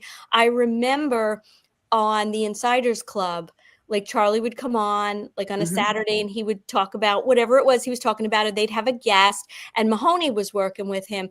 And then he would have these cozy chats. So after the podcast was over, he would give you another link that was interactive, obviously. And then he did a couple of them. And then I think he just got very busy, like with his filmmaking and some of the projects he was working on. But it was so fun because, he didn't have necessarily people on per se like this, but you were able to interact and talk. And I don't know, there's so many people out there that know more than us, have done more research. Like, we just decided to put ourselves on a platform. But I think that's the key, like bringing people on. And I've asked so many of my friends that I can honestly say awakened me in many ways, to come on. They haven't yet, but I'm going to keep on. No, that's really, really, really true. And you know what? You never stop learning. Wow. There's always more to learn, isn't there? So this is a wonderful way of getting that information It really is. It's really cool. It really is. I'm after RV, I have a project that's very close to my heart that I'm looking um, to do from my background, and it's a podcast to help people heal, and it came from uh, my desire. Like I'll just make it really quick. In one end of my life, I have this business. I have a limousine company, and for several years, more than 25 years, we were servicing as their exclusive people at the Betty Ford Center. And I realized, taking all the patients in and so on, and even like the Ford family and some the physicians and whatnot, and it really, I had to pay attention because every time someone got through that door, um, gave me such a sense of, oh my gosh, this is so good, because my mom passed at 16 and it was a suicide, and I was 16, she was 49, and it had to do with a pill situation, so I immediately became holistic because pills killed her, and I couldn't help her, but I somehow was helping in my limousine business, helping get people to their recovery, and it felt amazing, and that spurred on uh, becoming a certified emotion code practitioner, because I already was aligned with the pendulums and so on, and you do muscle testing, or you could do pendulums to accomplish what you need to do in that situation, and that started the professional healing situation. And it all, isn't that funny how life takes you, and it just keeps on going. And now I have several of my clients from the limousine business, the car service, that are my healing patients now, Wow. and they're animals. Wow. Which is, isn't that wild? It's just So I have a how. question for you. You Yeah. said, like, after the RV, how come, and I know everything costs money, but why can't you, because podcasting really doesn't cost any money, right? You're right. You're right. And I tell you what, even went through I'm trying to think of Steve's last name, but he had a podcast seminar. I even went through a podcast seminar just to and all this. And it has to do with time. It has to do with time, because I need to transition that. I need to transition with the transportation or what have you, if that were the case, so that I could put more of my personal energy into that. But it's definitely, all I know is that if any of us have been through any 12-step programs, my experience was with the one that I went through for codependency, was that I kept going, I kept going, I kept going.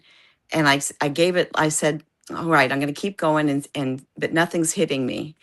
And by the third month, all of a sudden I heard someone's story, and it got me right there. And I said, oh my God, that could have been my story.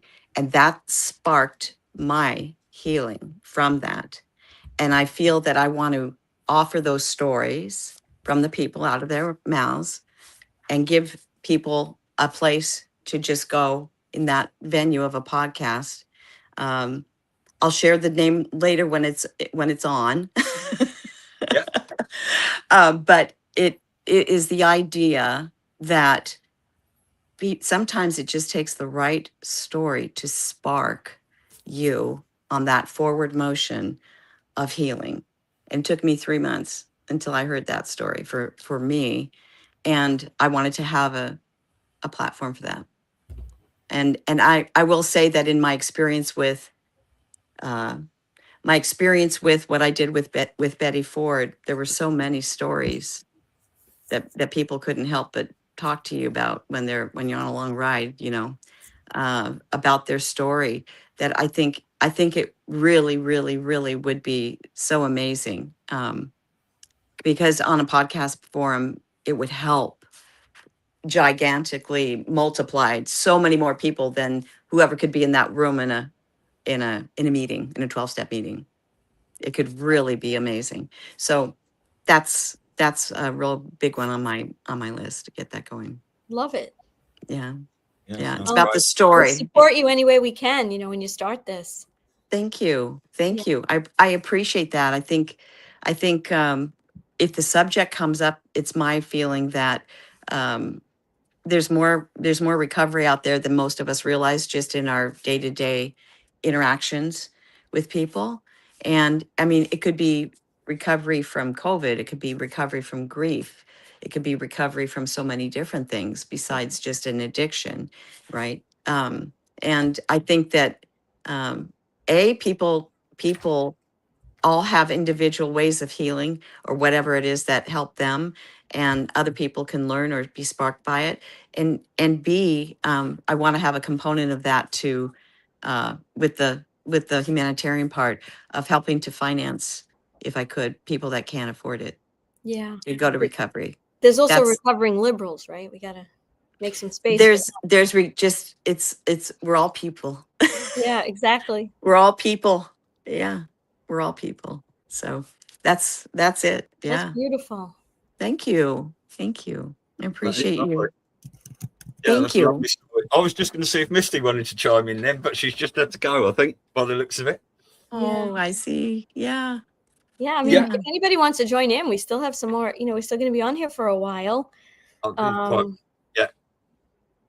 I need to go. Oh, she's need to go on. Yeah. So, can I just ask you that video you were talking about with Tony Robbins and Tim Ballard? Is that public or was that a private thing he showed you? It was a private thing. It was during one of the seminars. And I'm trying to remember which one it was, but it was at the end. We'd go. My experience was that there is a package of all different of the whole shebang of his repertoire of seminars. Like there's Wealth Mastery, there's Date with Destiny, and so on and so forth. And this was one of them. And I had bought my purchased being a seat in those 7 seminars, because one gal had purchased the whole big package. She said, look I purchased this for $15,000 and I'm looking for 14 other people that would like to, donate 1,000, and then we'll all see all of them. And she rented a room got a situation in a hotel with a big screen, and they were all live streamed. And that was the year of going to a lot of Tony Robbins stuff. And it was the best. But if you can imagine, we didn't have the lockdown yet when it started, and then it did come. We had to get it, they let us adapt it to staying in the house and having our own stream of it because we paid for it. So it worked out great. So, but that's what it was. It was part of that, not a video, but a live broadcast. He during COVID, he came up, he got together with the people that created Zoom and came up with that concept of that. Like he had something like 250 people on the screens. He had to come up with that because they kept canceling his stadiums, Wow. his lives. Like I first saw him in San Jose. Well, all these things, he said, one after another, they kept canceling them because of COVID. So he had to come up with something so he could meet, he already had everyone's money from all these things. So he started that. He created those, and that whole situation in the studio and the actual equipment. That was his investment to get that going. It was a real innovative way of solving a problem, I'll tell you. And in the end, the best thing ever, because it's worldwide. It was absolutely worldwide, but you could actually be sitting in your living room watching it, and then on your camera, you would be on the screen, and he could have a one-on-one conversation with you. It was genius. It was really amazing. Well, I remember back in 2017, like prior to 2017, we were using Skype. Remember Skype? Yeah. And then for business, I remember my associate / girlfriend, said, hey, I got this new thing. We're going to try it today for our meeting. It's called Zoom. Mm-hmm. And we, I was like, okay. And then we saw, but then it exploded. Like nobody heard of those things because you didn't have to. You could be in person for meetings, but then it exploded, right? Yes. They really shot up. And now they, if you need like everybody, a lot of people pay monthly, subscriptions and stuff so that you have extra time and all these other perks that come with it. So thank goodness, right? The Yes. technology allowed that. When did Zoom start? When did it I release? don't know. I could look it up, but I know I was using it in 2017. Oh, there you go. Yeah. Well, Yeah. maybe that was a white hat operation to keep people connected because they knew a lockdown was coming. Oh, 2012. Yeah. Well, we know it goes back that far, but absolute minimum, don't we? The operation. April 2011 Mm-hmm. by Eric Yuan. Mm-hmm. And it was released, its first beta version in 2012, with the full platform launching in January 2013. So yeah, and this particular, the names don't mean anything, but they might to someone else. Eric Yuan was formerly a corporate vice president of engineering at Cisco WebEx. And then they raised money, $3 million in 2011. They changed the name from SASB in 2012 until it became Zoom Video Communications. It grew, reaching 1 million users. Wow. By May 2013, and achieving unicorn status with a $1 billion valuation in 2017. So quite honestly, by the time COVID and the lockdown happened, this was a well-established, but who knew? You know what I'm saying? Like, a lot of us didn't use it. Right. Yeah. And yeah, I do remember seeing a lot of like YouTubes of groups on Zoom, Like all the faces. doing something. Yeah, doing something. But also think about it, that probably really served the workforce so well. No more traveling, no plane expense, no, right? Right. Economics. As a matter of fact, it's really wild. My younger daughter, um, before the lockdown came at her, she went to UC San Diego. She was a senior orientation leader that managed, she was in charge of the orientation. And that year that she couldn't go to class, she moved back with me in the desert and went to class by Zoom. Okay. And then had to every day stay in touch with the dean, because at some point they had to figure out if they were going to be able to have a physical orientation of the kids coming and doing what they normally would have done in a group, or go to Zoom. And they had to go to Zoom, and she created that program, my daughter. Wow. And did a fantastic job. And she actually was in a sorority and did the same thing for the rush, because they couldn't do that. They couldn't do that, so that they could gain more members. And I remember at the end of the year, when she accomplished both those things, I said, "Oh my God, honey, you really did something." She goes, "I'm so tired, Mom. This was like unbelievable," or whatever, but she did it. And I said, "Do you realize what that's going to look like on your resume? We're just now getting it." Like, her graduating class was the first one in, like, whatever it was, 2 or 3 years, that they were able to do it in person. Wow. And and I said, this isn't going away. The remote working, this is going to look so fantastic. I kept telling her, on your resume. And she's really, think about it. We're talking a very young person. Yeah. And put that whole thing together for like 1,500 kids. That's crazy. These on kids the know so much, orientation. right? They're so smart. And, it's funny because in 2000, after my divorce, I had a couple of years, I had to, move and fix a house, and my kids were still little. But then when I moved, it was like in 2018-ish, right? That I was starting to say, well, what am I going to do, right? How am I going to, I don't want to go back to work. I'm a sole, parent now. And so by 2020, when I was, got my certification for life and health, one of the reasons I did that was because I said, I drive them to school. They weren't like babies, but we had a routine. I drive them to school. We had breakfast together. I was there after school. Like, I didn't want that to be another trauma for them, Yeah. And so I said, what could I do that I could work from home? And I started to just investigate. And I thought, wow, now with Zoom, because this was getting into 2020 before COVID.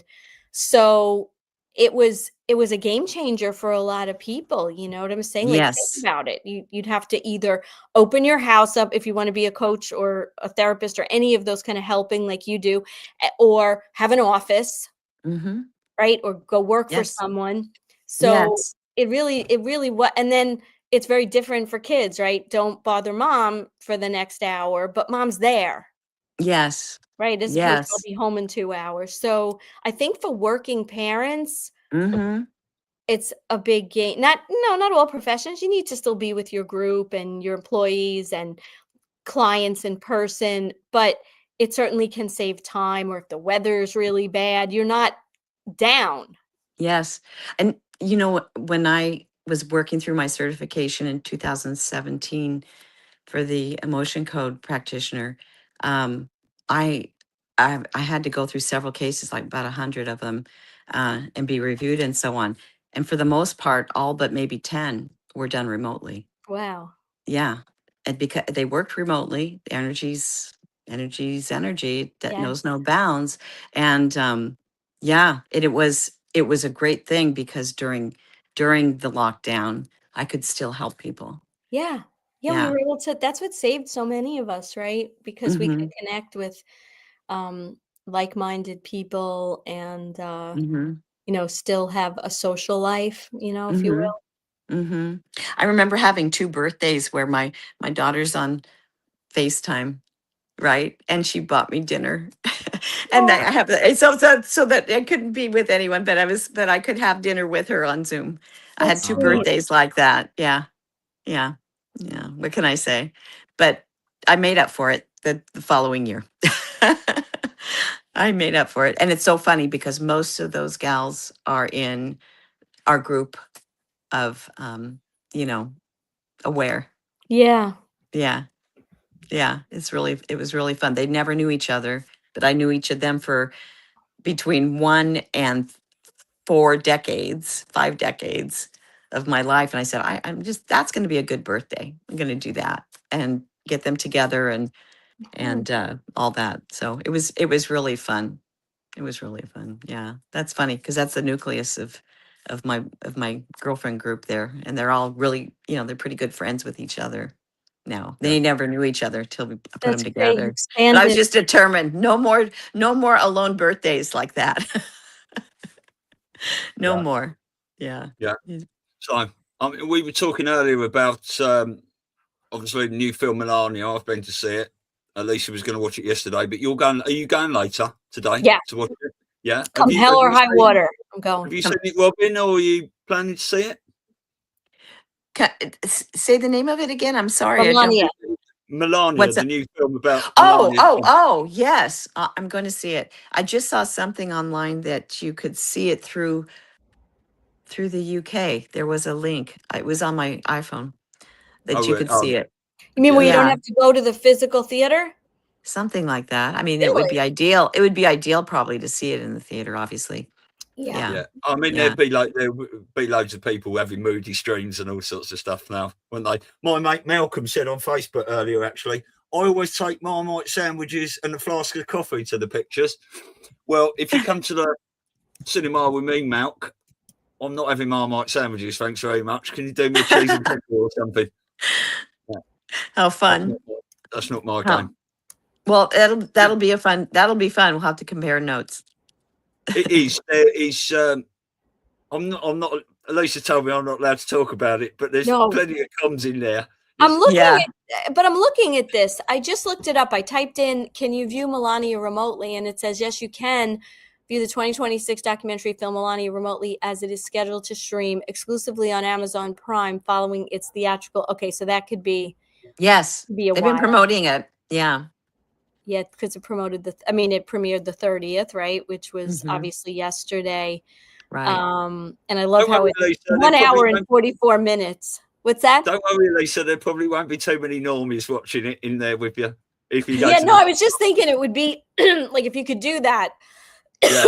I wouldn't have to go, at 15 degrees. I much prefer. Oh to my stay gosh, that's right, you guys. I'm spoiled because it's something like 73. Yeah, I know it's and beautiful sun. where you are, right? Yeah, it really is. 6 degrees centigrade here. Wow. So it's about 40 degrees. Wow. Wow. I'll take that. Wow. I Well, hear it's you. well in the minus there, isn't it, Elisa? What's that? Yeah, for Oh, go you ahead. in Senate, because it's what did I say, 16 degrees. So I don't know what that is for in Celsius, but That's It's minus 3.8. That's what I remember. 3.8. That's the that's the way you figure it out. Yeah. I mean, it's about minus 10, 11, 12 degrees. yes. Something like that. And my poor dog, like I let her out and the snow was so high, like she just walks on, it doesn't sink top of it. because it's frozen. Wow. Wow. But you got to watch. I don't know. How big's your dog? She's like 35 pounds. I mean, she just goes in the yard. I just let her because mommy's Yeah. been very, very remiss in taking her for walks in this weather. I'm like, just go outside. Right. The poor thing. Right. She's got like all Right. this energy pent up. I'm like, well, God bless her. you got a home, so Yes. Yes. I have a good well, it's actually a cat toy, but it really gives my daughter's cat really good exercise. It's a very random laser red light. oh, I love those things. I have it for my cats. And they Yeah. hit it with their paw and they like their heads. And it's all over the place. It's not, Yeah. it's very random. Yeah. Oh, that's Keeps them on great. their toes. Yeah. They get It's she so gets sad, like exercise. especially cats, like they're hunters, Mhm. you know, and you want, and obviously if they were outside, they'd be getting exercise, they'd be chasing things, they'd be, you know, killing food, whatever, but they're inside. And so what Yeah. do they hunt? They try to come Yeah. after my food, you know, right? They stand, like he stands there and he like waits for the attack. And if I'm too close to where he is, sometimes he whacks the food, you know, off my plate. Oh my gosh. Yeah, he's crazy. But it's sad, you know, if I let them out, I don't know what's gonna happen. It's busy street. Yeah. I don't want to take Yeah. a chance, you know. No, I hear you. We're all overly domesticated, but Yeah, but I'm with you. You know, I moved to the desert with four cats and 4 dogs. oh my gosh. Rescues. Oh yeah, mine Yeah, too. yeah. When I separated from my husband, there was just two cats left. He took Diablo, the mean one, and I took Squishy, who was Oh. just Did they have a I couldn't leave problem? without from PetSmart, huh? Did they have a problem like that they were separated? Not at all. Oh Really? no, the Diablo one used to used to beat up on Squishy. I'd hear him from the, he'd give us warning. And we'd run and save him Oh from my God. Diablo. It was just that pecking order thing. Oh Yeah. no, Squishy had the life of Riley with me. He was, I'd take him into the patio and he'd sit on my lap, even though, he wouldn't go anywhere. He'd just, when I meditate, he'd just jump in my lap and meditate with me. And he was good. He was My good. He cat- lived to 18. Oh wow, that's great. My cat likes to go on the keyboard of my laptop, you know, but one of them, I have two. I have an orange cat, which he's crazy, and then a little gray cat, but he watches the cursor. Like he's like what, on the screen, he watches the cursor. And it's funny because cats will watch TV. Oh yeah. Like dogs don't, like they don't have that, right? They just like hear things, but the cats they're very funny. I never had Yes. cats before, and I was like, oh, I don't really like cats. And then I got these two, and I was like, they're funny. Yeah. Right? Yeah. They And, have, like, and I concur. Orange cats, very special, very, very fun. They are very I can't different. believe what he eats. He eats arugula, lettuce, Yeah. lentils, eggplant, parmesan, pasta. He loves pasta. Like, go figure that one. I'm Yeah. like, you're a cat. Has it got pink hair? Exactly, right? Yep. I could tell you similar stories about my orange cats. One was Mango, one was Diablo. Yeah. They liked people food a lot. There's something, I don't know what it is, but it's, it's known, right? That they have a very different personality traits, and I don't know what it is, but is he a Maine Coon? I don't know. He's just your basic Big paws, big no, hind legs. Okay. just like a regular. I don't know what you would call it. Just a regular tabby, I guess. Yeah. Mm-hmm. Yeah. Very funny though. They're very, very. Oh, funny. they're fun. And he answers back. Like if you tell him things. But the funniest thing is when I sneeze, he makes this little chirping noise. I don't know what it it is. I don't know if he doesn't like it. I don't know if he thinks I'm communicating. Like if I sneeze, he goes, Oh, maybe he's saying God bless you maybe. in cat language, Oh gosh. Yeah. right? So, Yeah. Robin, what I was just going to say, actually, you've got a very lovely energy about you, and Thank you. it's almost identical to listening to Dr. Christiane Northrup. Listening to you, you've got a very similar vibe. Oh, thank you. That's lovely for you to say It's my that. pleasure. She's one of my favourites. I love listening to her chat and stuff. She's very down to earth and just a wonderful lady. Yes. Yeah. Well, I had a few people say that to me last night. The girls and I were dancing to a great band. And the one that was a new beau of one of my friends, he says, it's your energy, just like you're getting us all going. The energy, it's very sweet of them. It was very sweet of them. But when you how do I say it? My heart is open. That's it. I use my heart for healing and so on. And thank you for saying that. That's very sweet. Yeah, it's my Sure. pleasure. Yeah. So go on then. Let's ask you as well, because ask Jan, helper. Not predictions, no date fagging. What do you want to see? What do you expect to see coming in the next coming months? I mean, we're all talking about the 2020 election is going to be overturned, but what's your thoughts?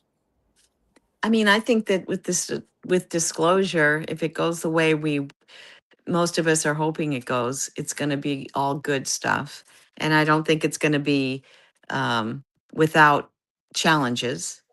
Yeah. But I think that the reality is that there will still be things that need to be handled, i.e.,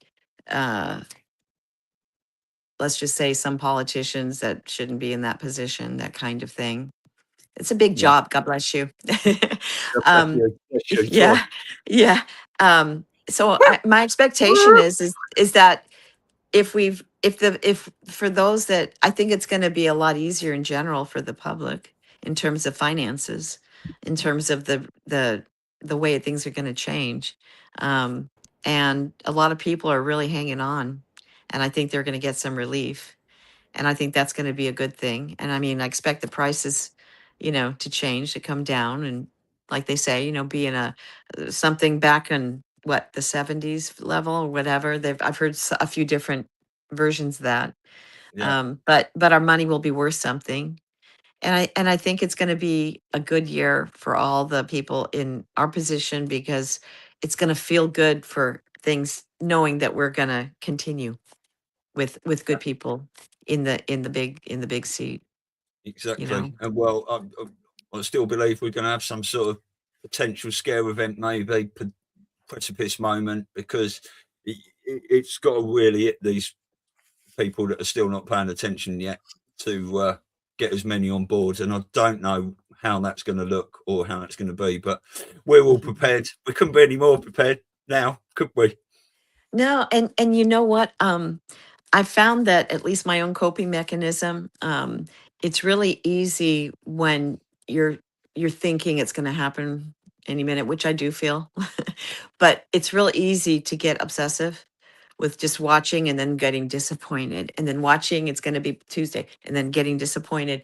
And I've learned that the best way for me to handle it, and some of my friends, is just to go on with your life, act like you would to take care of business with everything, your finances, the way you would if this weren't coming, and just to keep going. And we're all the ones most of us are in that mode in my little group, and things are just happening. Good things are just happening because we're just not obsessing or being, we're trying to save some brain cells from trying to and I feel like just going with the flow and being positive and just thinking the best. I'm an eternal optimist. My late dad, who he passed away at 96, Oh. 7 days before the lockdown. Thank God it wasn't from COVID, but it was 7 days before the lockdown. We couldn't even have like a funeral because of that situation.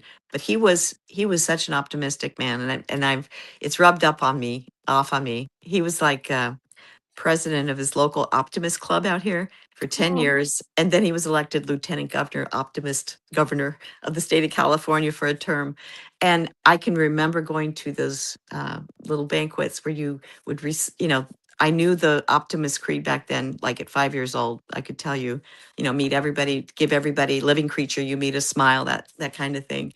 And I've learned that that's a good way to live. It's just a good way to live and to have faith.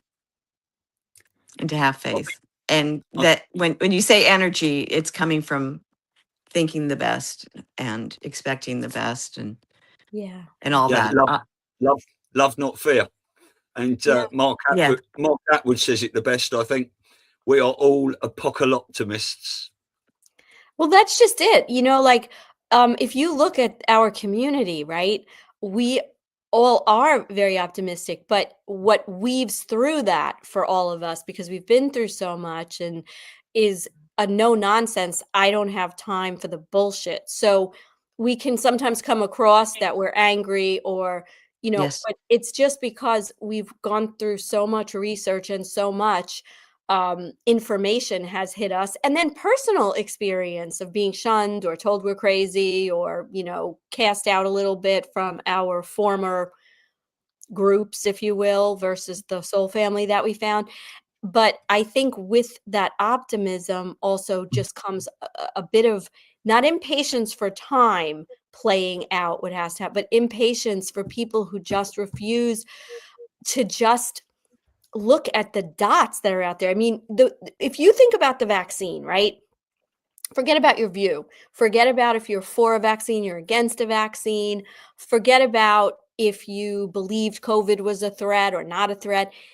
If you had a thinking brain, wouldn't you say, okay, this virus came out at this time, and then within this time, tiny time, we have a vaccine? Like, just use your common sense. How is that possible to have created millions of doses and all, right? So that leads to, okay, so if they're telling us there is a vaccine that's safe and effective, and we've only had X amount of time, right, since this appeared on the scene, this COVID, then there's a couple of like questions that I have. Was it created before? Did it exist? Is it not effective because it was just created in this short amount of time? And maybe there's a possibility it's not safe, or it's not going to do the job. Like, it could lead you just to a bunch of questions, and people, that was readily available information about how long it takes to create a vaccine, right? So, Well, so are the patent of Pfizer but in that's the rabbit hole. 2018. I think it's what I remember, right? Right, but I'm saying that's Yeah. the rabbit hole that it would lead you to then say, Yes. is Yes. this real? Is it, could it be a psyop? Like, maybe even if you don't go to that extreme like we all did. But the point is, that's what gets me so angry, because people blindly accept and they don't use any kind of discernment and common sense. And the first question is, how could they have come up with a safe and effective vaccine in this short amount of time that wasn't tested? And so how do you know? Like, forget it if whatever you think could be nefarious. Just that very simple question. And the amount of people that did not ask that, it just enrages me that you're so effing stupid that you don't think about these things before you go and put something in your body. Right? You have more discernment. And these are probably the same people who are like, oh, I don't want secondhand smoke. And, right? They have all these other like opinions about what's healthy and what's not. But then they'll just go and take something in their body. Mm-hmm. And I can pray that maybe on some level it's all a white hat operation. Like, that's my view on some level, that maybe people weren't really getting anything. I don't know. I don't know if we're ever going to know. Maybe some people did. Maybe they got rid of some. They didn't get rid of others, whatever, with, blowing up Pfizer buildings in China. The point is, where is your common sense just questioning whether this was possible? I think it's tempered. It's tempered by all the sound bites of what's being told by the major media. And fear. Yeah. You're Yeah. gonna But die. that's all you know what I'm saying? It's Yeah. everybody say it was everybody saying that that it, get your vaccine, get your vaccine. I remember seeing when Dr. Drew woke up and he was in the hospital getting his, and the way however that situation happened, and then he got pretty ill. And it was interesting hearing a medical professional, right, and his story of how he got. I think that's it. Until something happens that's personal, Yeah. I think that's when the blinders open up, because it's happening to you. Mm-hmm. You You can't know, tell them. You must show them. it's Unfortunately. absolutely got to come from them. Exactly. I mean, and you know what? Honestly, Elisa, like with the, I really have, because of what's transpired, I really have sort of taken the approach that I don't want the negative energy around Yeah. me, Yeah. because it's too precious to me to preserve, and to get through things, because the minute that you start worrying, your body makes hormones that create illness that aren't good, that don't do you any justice. Whereas if you stay in a good energy, um, you can get through it. That alone ups your immunity, according to Tony Robbins. I think he said the statistics that he got from his really good sources is it goes up 50%. Your Wow. immunity goes up 50% from keeping a really good not attitude and believing. It's almost like placebo effect is real. If you Yeah. believe, you are really healthier. Yeah. In fact, have you guys, I'm sure you have you heard of Dr. Joe Dispenza? I think Of we've course. talked about Love him, him. You Are the right? Placebo. Yes. Amazing book.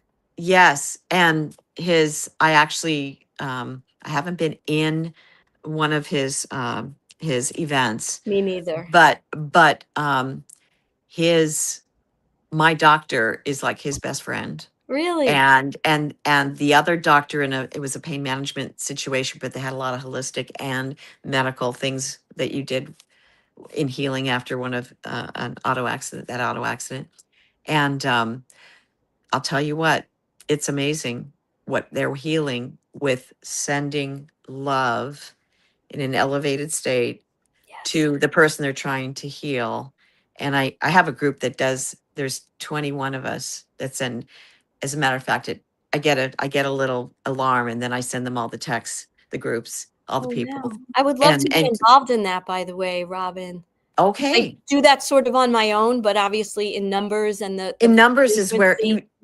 right. If you Yeah. read the book Power of Eight, Lynn McTaggart, she's a investigative reporter, a journalist, but she took this to a different level and is affecting crime. They did it with people all over the world to concentrate on a city to lower the crime rate, and it was awesome. They did it.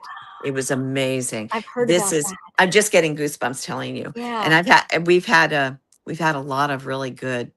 I've had my personally, and then with my group, we're working with a lot of people that really need the help, with serious illness. Oh, yeah, and And even people with addiction, because, Mhm. people that someone very, very close to us has a bad addiction, has had and struggled and is very emotional because this young man, he's not that young anymore, but this young man is very smart, very talented, and he's just been possessed, if you will, by this horrible addiction. And, you know, it's about love and about filling himself to help to get in it. I don't know that he knows that yet. You know what I'm trying to right. say? But Yes. we can affect that a little bit by sending that with, the power of that to these people, right? Because Miracles happen. yeah. When Dr. Joe started, he did a 5-day program, and then he realized that he was getting maybe one miracle. Like before this, they did their scans, and the guy had 50 tumors,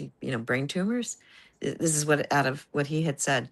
And then after a week after their program, when people were healing, gone. Yeah. Gone. So it really is, your heart energy is the is the most powerful energy that we have, goes out 9 to 12 feet.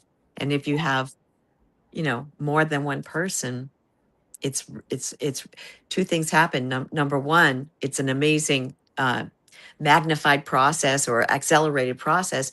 And B, it evidently, and it's in the book, Power of Eight, the people that are sending the love heal even more than the person. Because you're in that high frequency, Yeah. right? Yeah. We should try to get Dr. Joe Dispenza or even Lynn McTaggart on our podcast too. Absolutely. I'll look into That's an absolute. He's so wonderful. Yeah. He really is, and he's so smart. Like they ask him a question, and he just goes in all these directions, and the way he's able to articulate it in such a layman's term, and wow, Do you know his story of what happened? yeah. Yeah, that happened right here, real close to where I live. Did it? I don't know if you know, Stu. He had an accident, and they told him, in a nutshell, they told him like he could have this surgery, he could die if he doesn't get it, and He won't walk again. won't Yeah. walk again, all this stuff. And he was like, "Screw that! I'm going to heal myself." 10 weeks after his accident, he was training again. Yeah. And he had at least 2 or 3 doctors that said you need to put rods in, blah blah blah blah.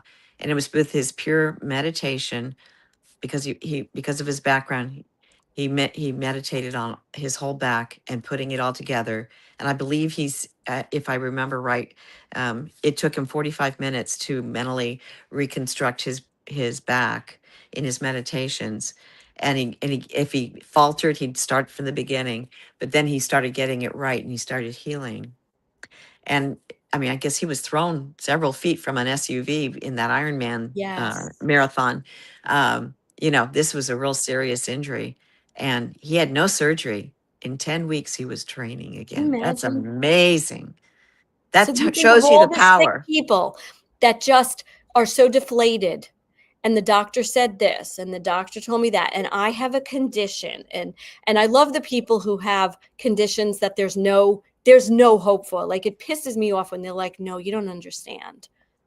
I have this condition, and there's nothing they can do." And I'm like, okay, you know what? You want to live in that space? Fine. You're going to want to keep taking all these pharmaceuticals that are probably killing you in so many other ways, but you can't get them out of it. Yeah. I have a friend who has a little bit of like a heart issue. I don't even know what it is, but he has this issue. He went to the hospital. This is like 2 weeks ago. He went to the hospital. They brought him in, and they were like, "Oh my God, you need triple bypass surgery." Okay. He went to that hospital because it was local. Like, it was the closest one when he was having this little episode. They bring him to his hospital, which is a more renowned hospital here in New York for heart problems. And the doctor's like, "No, you don't need." So he was let go, and he went home, and everybody had a group chat. We were like, sending wishes and everything. And I said, "Gee, that's a pretty extreme difference in 2 medical professionals that are giving you advice. I think we need to question the medical complex and go holistic and naturopathic, because how do you make sense of that? One's telling you you're going to die if you don't have triple bypass surgery, and the other one is saying, "Oh no, you're fine, just a couple of meds and you're okay." Well, for what it's worth, I always try to help people with holistic, but you know what? A real key thing is they got to want it and be open to it, because there's certain people that they don't want to heal, or they're just not ready, or there's something else that has to happen Yeah. mentally. They're identified too with, it's Right. very, I want to say, trying to think of the right word. It's very inviting. It's very comforting to live in a victim state. It's seductive. It's a Right. seductiveness that you Right. get drawn into. Poor me, I can't do Mhm. anything. And I'm not even faulting these people, because this Right. is what's always being brainwashed into us. We're victims. There's a big step to going from living in the world we know to being, open to something that Free. you totally are not familiar with, or have a belief system in yet, like holistic. I mean, it's a step. It's a huge step to get there. But I will say though, sometimes people are in shock, and it's a matter of getting to the point where they want it, they're open to it, and then miracles happen. Yes. Miracles happen. It's just another example of taking your power back, right? And stop relying Yes. on other people. That's a powerful thing too. Yes. You want to heal yourself, and you've got the mindset to heal yourself, you're in a much better position than saying to someone, can you give me some pills, please? Yes. Mhm. Yes. Yeah. And you can feel the energy. Like, I don't know if you ever had, like, you know, a little cold or a flu, and you say, "Oh, I don't feel good." And then if you say, "I'm well," Mm-hmm. like, you can literally, like, I just saying that, I felt the difference through my body. You can muscle test yourself, and yeah. Yeah. Yeah. So much of it is what we say and what we're thinking, you know, that sends that right energy. Yes. And, like I told my kids, they, you know, they don't always listen to me, but I always tell them when they're sick, or they tell me they don't feel good, or I'm like, "No, you're healing." And I Mm-hmm. say that to everyone I meet. I'm like, "No, you're healing. Your body's doing what it's supposed to do. There's some kind of toxin, and it's doing what it has to do. So your body's working. You're healing." You There's a know what? difference in the language too. I'll tell you a really good way to start getting them, and I'm sure it's nothing new that you haven't heard. But getting them in the right state of mind is just having a gratitude practice of Yes. just saying, find 1, 2, 3, 10 things you're grateful for, because that puts you Raises the in frequency. that's the frequency you need to heal. Yeah. And when you're thinking and meditating on healing, you have to think in the present tense of being healed. I'm so grateful that I have, a strong body, and, free of blah, blah, blah, blah. Yeah. I'm so grateful. And that's the one that sort of, that's the juice. It is. That's the juice. That is. It's that feeling. Exactly. Right. Yeah. Well, I was just about to finish up. We've just had someone else come in. So Steve's come in. So Hi. Oh my God. How are you? How are you? I sent a Hello, text sir. to How are you? Steve. I want to introduce Steve. Steve lives here on Long Island. Nice. And so we got to be friends, and he came to the New York Awakening event back in September. We first met in person because we had just been, Fun. and I just was thinking of him during this. I'm like, wait a minute, where are all my peeps? And I sent him, I said, you got to come in if you can. And, so I'm so glad you did make it. But now, every 2 weeks we do this, and we just invite, everyone and anyone on. We only have 10 spots, but, Nice. so happy to have you here. Yeah. Oh, that's well, cool.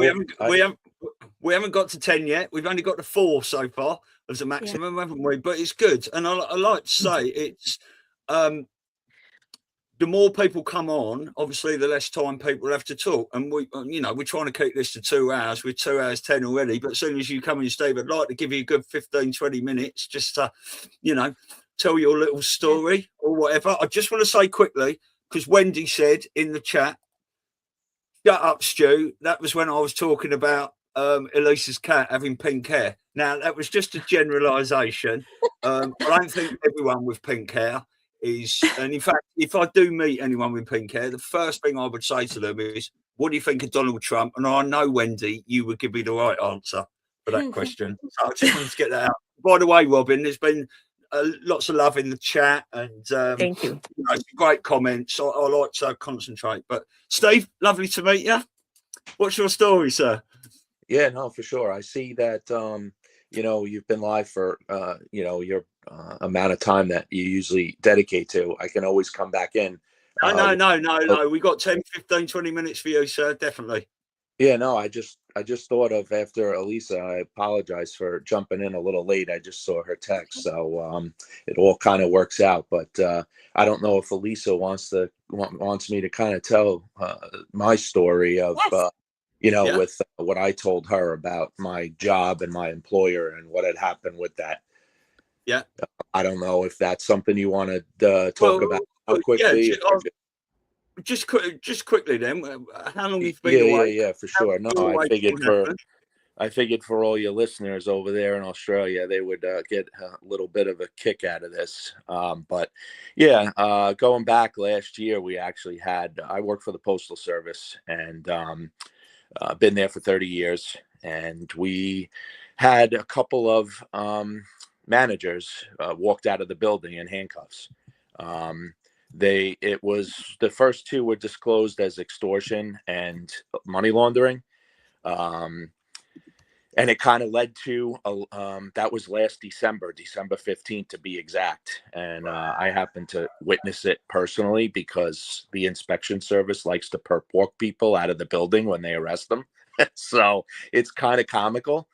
But I witnessed that. And then I heard through another friend of mine who I've known for many years there that works there also. He's more on the administrative side, and I happened to run into him just after Easter 2025. And he had told me that our plant manager was also walked out very secretively on a Friday afternoon. I got confirmation from my union president that that had happened. So it's not like it's, hearsay. Come to find out also through the brilliant work of Patrick Byrne, ex-CEO, Overstock.com, of all his information with the post office and locally with what had happened here as far as the tractor trailer driver from the contract company for the post office. Now, I'm a tractor trailer operator myself directly for the post office. So I'm fully aware with my experience a number of years there on how operations work. And that guy, Jesse Morgan, who was the contractor, he had come out on Fox News. He was represented by Tom Fenton from Judicial Watch.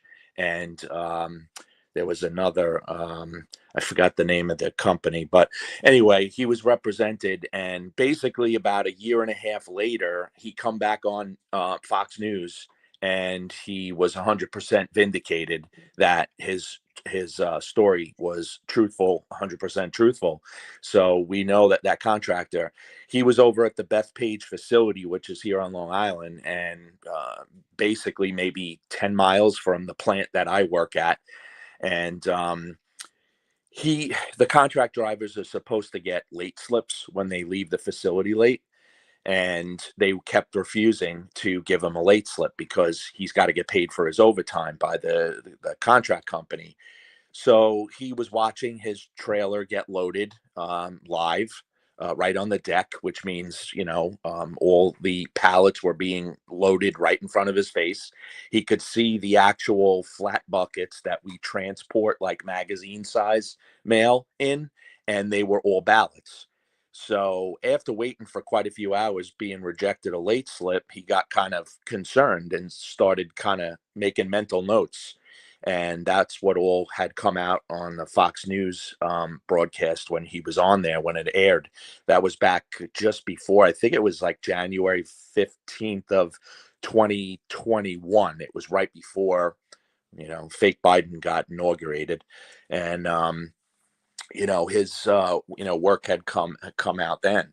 But ultimately, we had found out also through that proven FOIA work that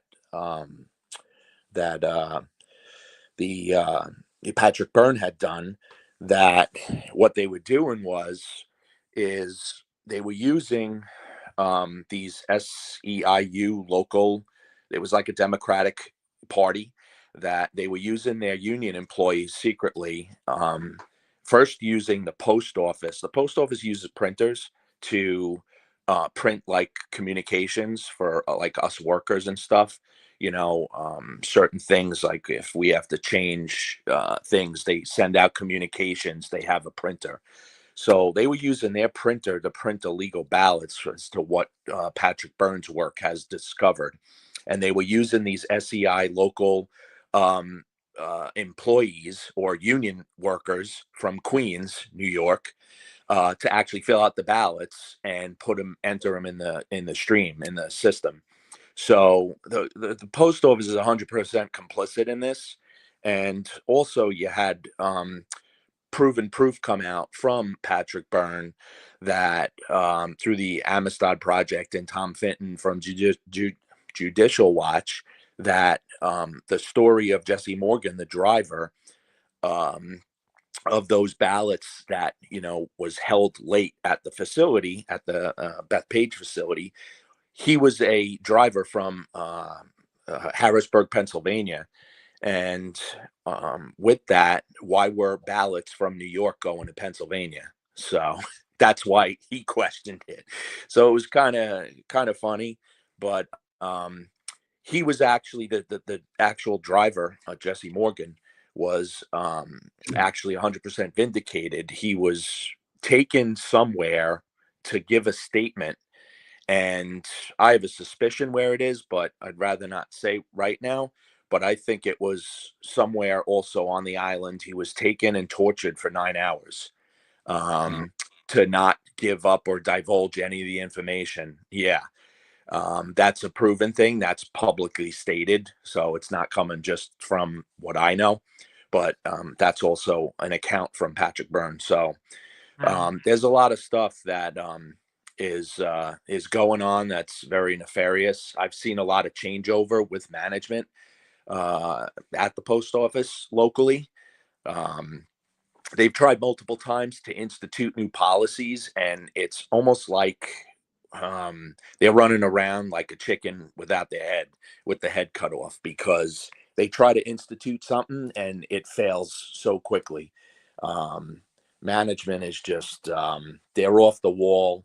They're taking a lot of things out on employees and stuff. Yeah, it's getting crazy because more and more people are waking up, and in different ways.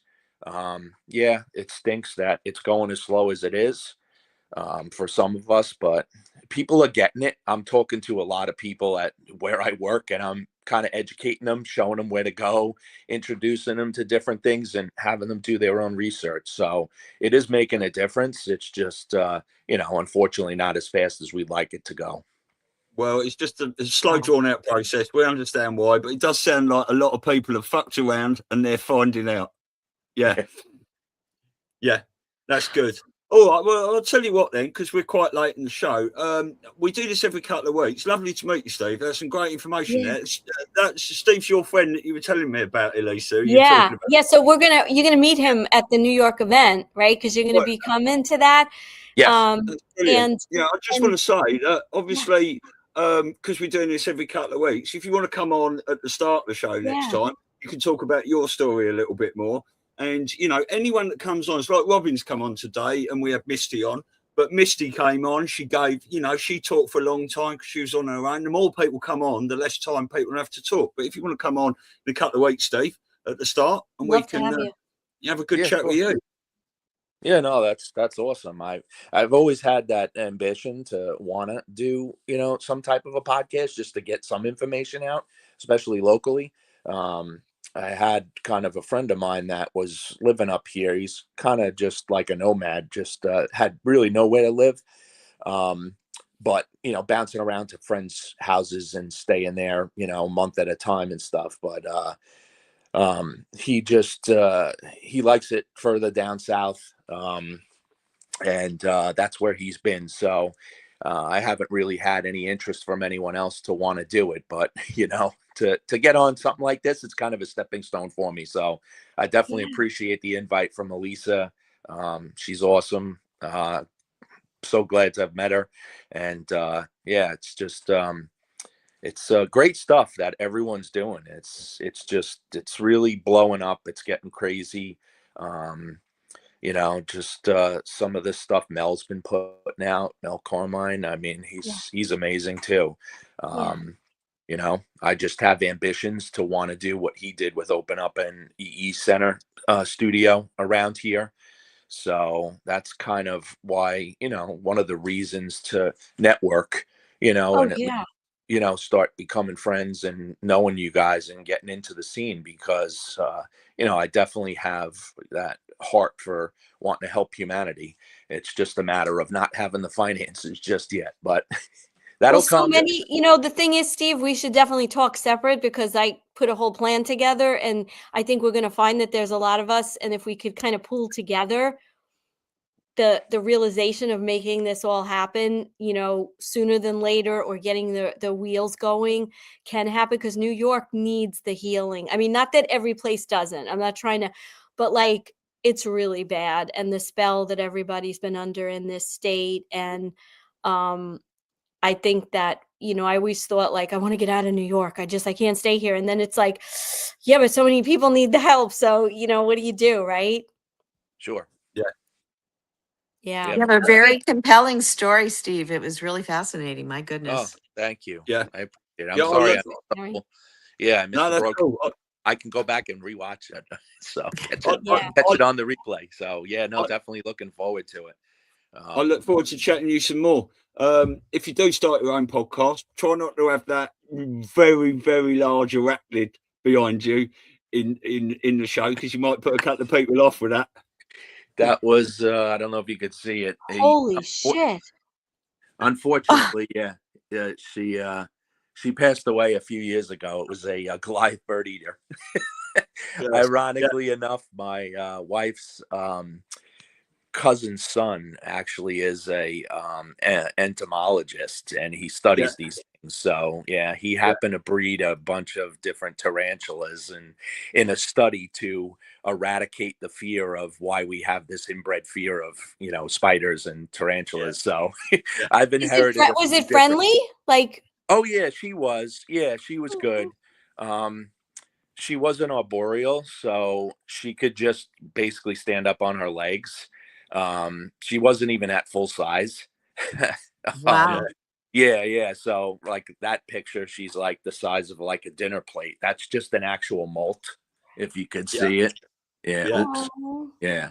That's just a molt. So that's when she had shed her old exoskeleton when she was growing. Yeah, so I had her in a big, like 33-gallon fish tank, you know, but I made it a terrarium for her. The thing is that if they don't have enough moisture, they will, when they molt, they need that moisture to actually shed their old skin. And it wasn't, when I caught it, she was kind of on a yearly schedule of molting, like every Christmas. It was just happening, but it would take a couple of days. They flip over upside down. They start with pushing their old body, like their torso or their abdomen. They start pushing that off, and then they actually use their abdomen fluid through the new legs to push the old exoskeleton off while they're upside down. So they're extremely vulnerable. And what happened is the terrarium was a little too dry, and she just had that molting accident. It was too stressful for her, and she I tried to turn her upright, and it was a little too late. She had passed. So yeah, unfortunately, I had her for about 9 years though. So it was an experience to watch everything happen, you know. like there's so much, there's so many creatures, right? Like God just created so many creatures. They're just so, you don't know about them, and you just look at them and then you realize they have some kind of spirit and right, some part of God in them. And you know, that's so sweet. What a sweet story. I'll think differently now about them. Even though they're a little intimidating, I think I would die if I saw one, but definitely. Remind me on another time we'll talk to you about my tarantula story. Not now, but yeah. Well, guys, you know, Stu always posts the link, the one that I get, you know, that both of you have today, and we post it in, you know, all over Telegram, and then you know, so just I think, is the link always the same, Stu, for this particular one, or do we have to do a new one each time? No, it's the same link for all these family chats. On the chatter days. Yeah, it's good. So yeah, that's brilliant. You guys. Look, thank you for coming on. Thank you for Misty coming on as well. I really look forward to doing this. It's, you know, the first time me and Elisa sat there waffling onto ourselves for 45 minutes, and then Brett came on. But yeah, anyone watching this, you're invited on. The links get posted in my Telegram channel, the We Not Me chat, Elisa's Awakens. Stewie M333 Telegram channel is my main one. I can never find my links on here. Oh no, I've taken them all off. That's why I've just got the Patriots across the pond stuff. But yeah, all our links will be below this video on the Rumble anyway in the description box. So just come and find us. And yeah, like I say, every other Saturday at the moment. If it gets busy, we might do it every Saturday for a little while. So we'll see what happens. But yeah, See how it goes. Yeah. So what, you want to give the rundown for who's coming on this week? Yeah, you can do. Oh, right. We've got Jordan Clark coming on Monday. Zesta Z is coming on Tuesday. Mark Z's son. Oh, he froze. Son. Yes, Mark Z's son. And he has his channel is the Crazy son will be Matt Geiger. Thursday, I believe JFN on and Sapirplex are coming back on Thursday, and then Jason King on Friday, and then next Friday, Saturday, nothing.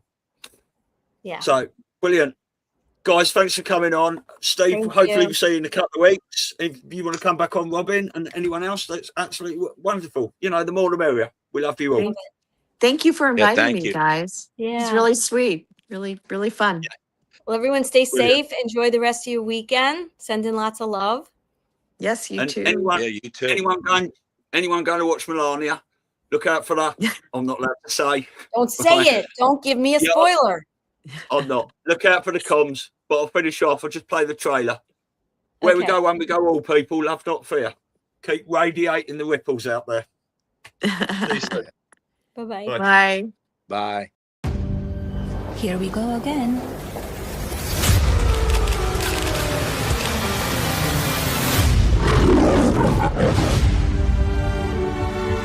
You can come in, come on in. Our Paris legacy will be that of peacemaker. Peacemaker in the fire.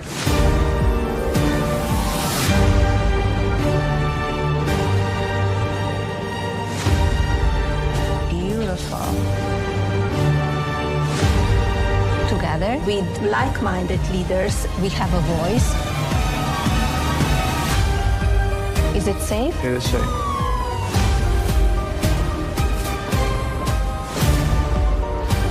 Everyone wants to know. So here it is.